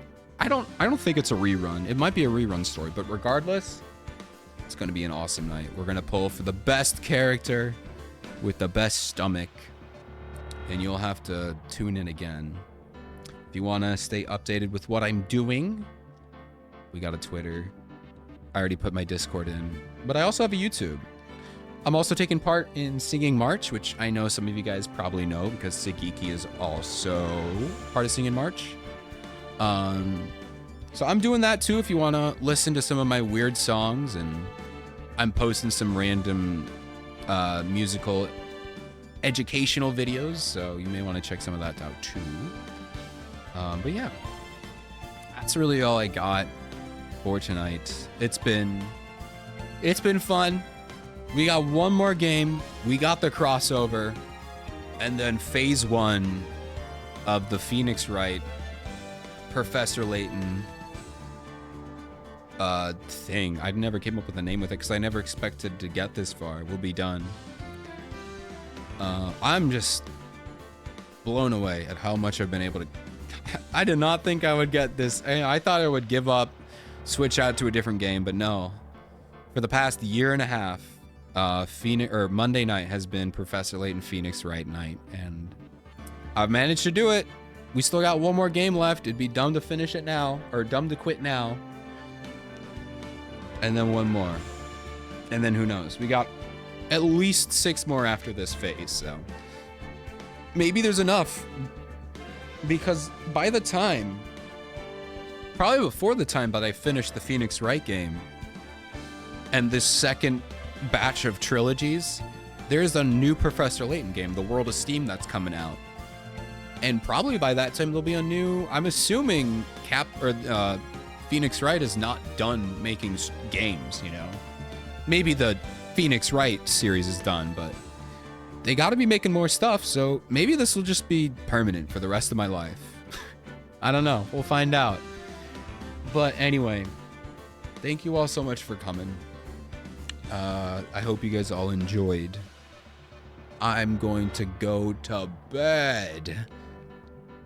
And think about what happened today. Probably cry a little bit. It's fine.